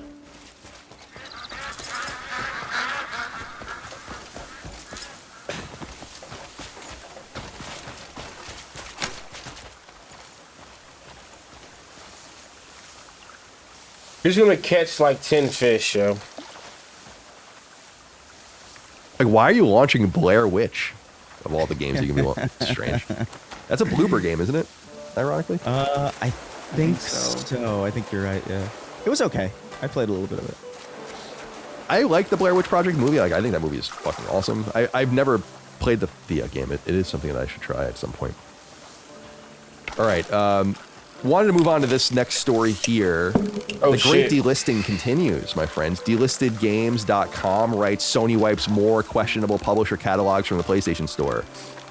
They write, quote, Sony has apparently targeted another handful of publishers following the sweeping delistings of titles from Nostra Games and CGI Lab just 2 weeks ago. First noted earlier this morning on the PSN Profiles forums, it looks like all titles from Go Game console publisher VRC Forge Studios and Welding Byte, previously operating as Random Spin Games, were removed from the PlayStation Store on April 2nd. Vistaprint prints everything to get your brand in front Like, of your my fans, computer's like doing t-shirts, something funny. water bottles, and totes, so everyone can But what gift the it, fuck kind of work in it, fish is and this? take it. Whether it's one of a kind or one for your whole team, if you need it, we print it with 20% off for new customers at Why is this fucking Vistaprint.com. bar here? When you have everything you need to unlock your best My workout, it's not in full screen mode. I don't know fitness why. training, and best-in-class equipment, you can give everything you've got, all for just $1 It's down. bothering me. Did I change Get it? stronger with free fitness training at Planet Fitness. Join for $1 down, $15 a month, no commitment. Deal extended to April 16th. You ready? Planet Fitness. We're all strong on this planet. The roster includes titles like Jesus Simulator, Card Shop Game Store, 6-7 Nights, Tune My Car, Cat Life Simulator, I Am Busy Digging a Hole, and dozens more. Similar to previous publisher strikes from the What the PlayStation fuck? Store, many of these games remain available on Steam and Nintendo Switch. I'm loving this, Dustin. Loving it. Now, what's the commonality between the games they listed there? Slop. I might just exit out of the game. Based on real games. Right. Oh, yeah. So it seemed like the first round was going after like true shovelware trophy games. This now seems to be going after games that are obviously designed to replicate the success of a Steam game and trick people into buying it. You know, so the Card Shop Game Store, I Am Busy Digging a Hole, Jesus Simulator. These are all bootleg versions of real games. So they're getting more serious. Yeah. Yeah. At one point I was researching for a video that I don't know if I'll ever make, but I found there's a YouTuber that discovered that like really went in depth on some of these companies. And basically a lot of these shovelware slop AI games are like created by shell companies. And there's like a networking web that it's all down to like 2 companies that That's are releasing crazy. these. That's absolutely crazy. There's some kind That's of better. crazy network conspiracy with these. My computer just. But I'm glad Sony's finally doing something about it. I mean, we've This talked game about is so just many times on the janky show. as It's fuck, like, which what is are you- wonderful. Dude, what are you doing? Well, I'm emailing with them now because I'm trying to do an interview about Saros, and we're going to see if we can work that out either before or after the game comes out with someone from Housemarque. But I had written a postscript in the email to the PR people being like, keep it up. I'm like, people are loving this, you know, like this. They've deleted a couple thousand games. That's good. Yeah, it's like it's great. Yeah, what do you think, Chris? No, I love it. Keep doing it. Keep it up. This is summon sign now. Keep it up. Wolf. Yeah, I'm looking at some of these. Wolf Simulator RPG Survival Animal Battle. Rolls off the tongue really nicely. It's Cop Police Escape. Racing Zone Clash. Beat them up. Street Fight Band Simulator. So good. I love it. God Christ almighty. Yeah, I'm good. I'm happy about it. I've been wanting them to do this forever. I just don't understand what the point of having a curated All right, let's just go cook because I got a bunch of storefront fish. is Like, if you're not going to protect the sanctity of it. Mm-hmm. You know, like if you were just gonna have all this shit anyway, you might as well just be as open as Steam is and just let random people. You know what I mean? Like I just it never really made sense to me because it was the one thing about consoles that I appreciated. Hey, I don't think I went Not here the to lack buy of anything. variety or whatever, but like or the lack. Oh, I can't play this game on this. But like every time I went on the store, I knew that like it was at least at some bare minimum quality standard, and that's kind of gone from most console spaces now. And so to see them taking an actual step and that it's materially affecting the store, it's a good thing. I think they could use some work still. Not even necessarily. I've had this hang up. I don't even know if most people agree with me, but like I hate that under new releases it shows stuff that's not out yet.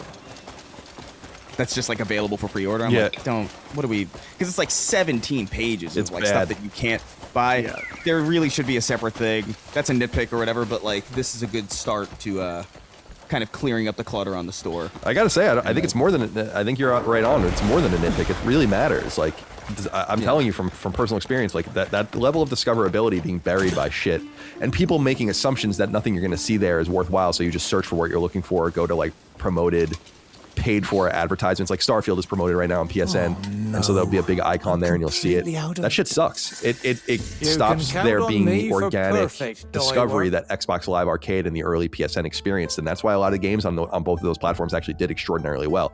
There are very few games that sell as well as games used to back in the day on like the digital games, because there was more care taken to give the good games attention and to give them space. A little change. I love what's happening here. Color? I'll reiterate what I said on the stream, because most people didn't obviously see that and watch that. And it's worth saying here is that it seems like they're getting serious behind the scenes. I'd love to know more about the personnel behind what's going on here and like why changes are being made, because I was making fun of that game. Damn, you can dye everything. Gran Turismo. Mm-hmm. And they changed the name of it, right? Yeah, they changed the name, which is like but I think I said on the show, right, Dustin, I was like, if I was the person in charge of, and I had all these people working underneath me that ingested all the games to PSN, because you have to work with all these liaisons, I know from personal experience, and someone ingested Gran Turismo. Oh, I would have been like, why you're is this fired. Fish icon here? Is there like a giant fish Are here? you fucking out of your We're mind? We're going fishing after this. Hell yeah, bro. I got a fine ride. Turismo? You actually like typed is that long into and a hard. field. Do you know where you are? Like what our IP is? And you didn't say anything to anyone. You didn't go back to them and be like, you can't name your game Gran Turismo. Yeah. Because it is so close to our trademark from the mid '90s that it's like little things like that. So it's even crazy. It's like all this garbage. Have come my way today. It's what was being said. It's not just appearing. Right. People are putting it there. And that is embarrassing. It's fucking really embarrassing. And that no one had, it's like not your job to discern. We go, open your fucking eyes. You're doing yourself a disservice. And frankly, if these games are, the funny thing about this too, Chris, is a lot of these games exist for trophies. Everyone knows that in achievements. Why are people buying them on Switch? That's the thing I was thinking about when I was writing this yesterday. I'm like, so these games, they're still available on Switch. And I'm like, why? Are they like, who is buying them there? For what end? Yeah. To what end are you even buying any of this shit over there? Are you crazy? I wonder how much money they make on that platform. Like, because I could be wrong about this, although I don't think I am. Nintendo is a weird space where like it's mostly first party. Like people aren't really buying. I can't imagine that someone is buying like Sushi Flip on the Switch. Right. That's the whole point. It's like, so what? Like, and these games are 50 cents or $1. Everyone knows wink and a nod why they exist on Xbox and PlayStation, and to a lesser degree Steam, I guess, because people care about achievements there too. But the Nintendo thing there is so weird to me. But I think the company that figures out that curation is key, I think will not only win the long-term fight, but will engender positivity from publishers and developers that are being washed out by bullshit games. And for people that don't know the difference between the games I'm talking about and the games I'm not, I don't think you're quite familiar enough with what's going on PSN. It's why I enjoyed that episode, Dustin. We haven't done it again, but we should, where we just went through the PSN and started looking at random games that are coming out. And it's like, it's a very eye-opening experience if you've never done it, about what you're dealing with out there on the It's an eye-opening experience, especially if you remember doing it years and years ago, and it was like not even close to this bad. Not at all. Not at all. Because it took, it's what I don't want to get into the AI thing, but it's like, it's what I say about AI art, where it's like, the effort is part of the skill, being able to do that, jumping through hoops. That kept the places clean. It's the lesson Nintendo learned post Atari, and I don't want to like reduce it just to that, but like their whole thing was just like, oh no. Oh, I like that. You can't. We're gonna catch 100 of these. We're gonna limit you so much that you have to decide what you want to publish, and that's kind of a ballsy thing to do. And I don't know if you have to be that hardcore, but maybe it should be. It's like you have 5 games. That was the brilliance of the NES thing. Is that you have 5 slots every calendar year. Have fun. And I think it should still be that. And I love that. And obviously companies like blatantly got around it. Ultra, the biggest one, of course.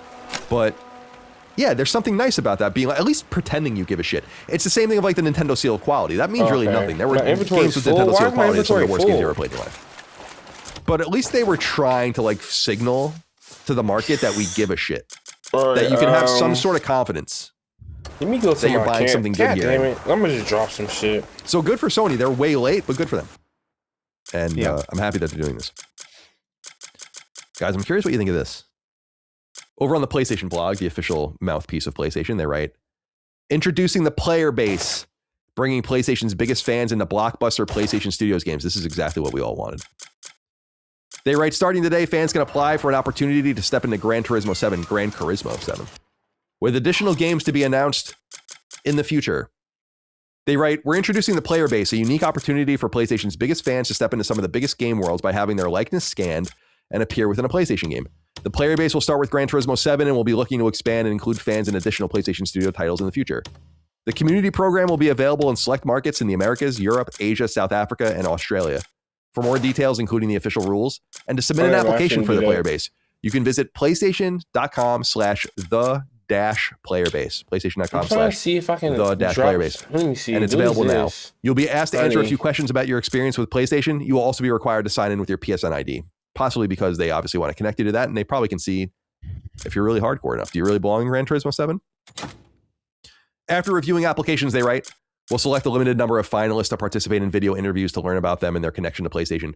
From there, one PlayStation fan will be selected to be featured in Gran Turismo 7 as part of the player base, where they will have a special limited time appearance as an in-game character portrait, similar to how characters are presented throughout the game. The selected fan will also help design a custom fantasy logo and a one-of-a-kind vehicle livery, which will be added permanently to the showcase menu. They will be invited to a visual art studio in Los Angeles for a scanning day and to collaborate with a designer to create their fantasy logo and vehicle livery. And they will have more information about the other games in the future. I don't know. It's fine. That's cool. I mean, if that's what you're into, I just... This level of marketing is not necessary, I don't think, when you have so many other problems. But here it is, nonetheless. Dustin, what do you think? I think they should just select us to be in Gran Turismo, and you have to race against the 3 of our Ghost players. Yeah. And people like the hardcore Gran Turismo players, they don't know who we are. And they're like, why the fuck? This guy keeps ramming into the side. I'm just going to ride the wall all the way around. Yeah, right. Like I usually do in Gran Turismo. This is it's a fun, cute idea, but I agree with you, Colin, that I think that your time and effort and money for marketing could probably be better spent elsewhere. Because I mean, this is really cool for the few people that win, right? But are you really interested in seeing some random guy in Gran Turismo for his special event? I don't want to be such a hater. Like, it's a cool idea, but I agree with you. It's like, how does this move the needle? Like, this is like something you come up with in a boardroom. You get, several $1 million to pursue this idea, and I don't think Sony really quite understands what time it is with their own fan base at this point. I don't think they get it. There's a disconnect between what people expect and what they're getting, and this is neat. But yeah, well, let me read this inquiry from Silence Do Good. The pen name, of course, of Benjamin Franklin. Howdy, Sacred Trio, writing in from the Artemis 2, which is an Xbox, to ask your thoughts on the new PlayStation initiative, the Player Base, which is an opportunity for PlayStation fans to be scanned in as an NPC in a game after applying and going through an interview process. Being rolled out first for GT7, with the winner being flown out to the visual arts studio for the 3D scanning process. As a dentist and a mother, I have to be one step ahead of my kids to protect them. That's why my kids use Pronamel Kids. Pronamel Kids provides 2 times stronger enamel defense and 24-hour cavity protection that their precious enamel needs. Pronamel Kids. The funny thing about that, by the way, is they don't even meet anyone from Polyphony. You literally go to the visual arts studio in LA, totally unassociated. And all that data is going to be delivered to some fucking chump at Polyphony to ingest into the game. If they continue to roll out this opportunity for future games, what game would each of you like to be an NPC in? Dustin would fit right in with the post-apocalyptic world of The Last of Us Part 3, for instance. Maybe as a purveyor of bigot sandwiches in Jackson, Wyoming. Chris, what game would you want to be in? First-party game. Where do you belong? I don't know, man. I do want to say I hate this idea.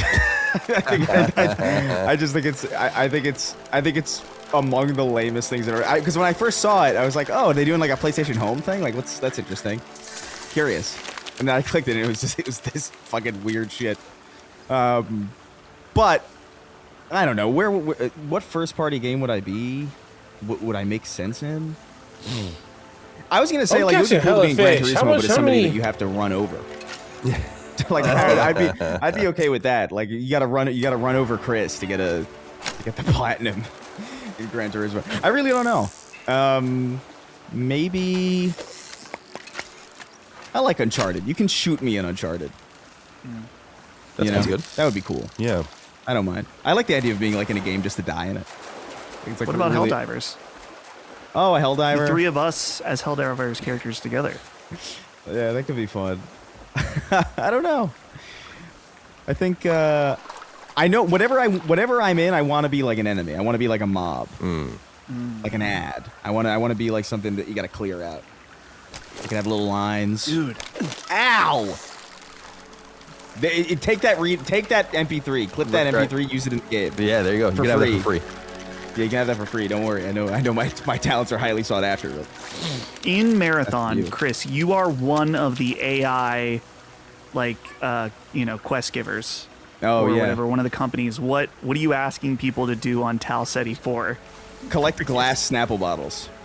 Yeah.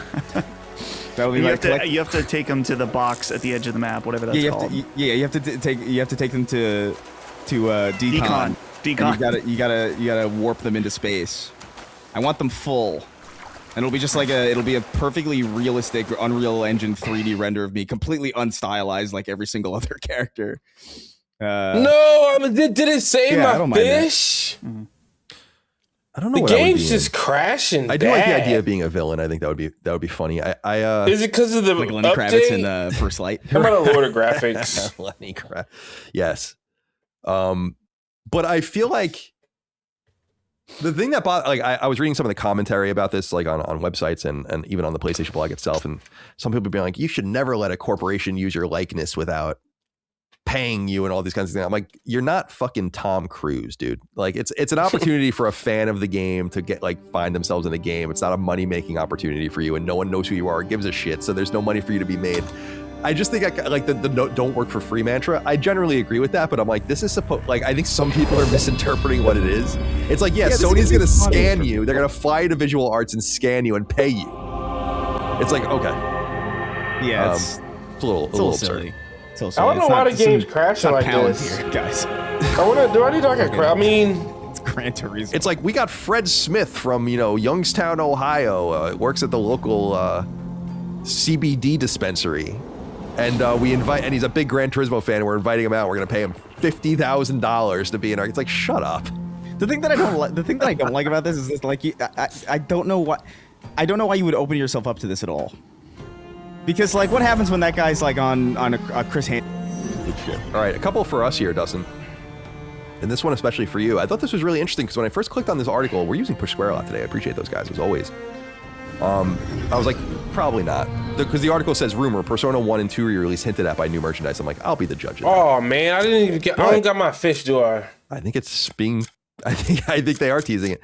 They write here. That fucking sucks. Oh no, Atlas man. is doing that thing again where it gets everyone's hopes up with weirdly vague names. Fucking sucks, bro. As you probably already know, 2026 marks the 30th anniversary of Persona as a series, with the developer Atlas having already teased a number of updates that will be shared throughout the year.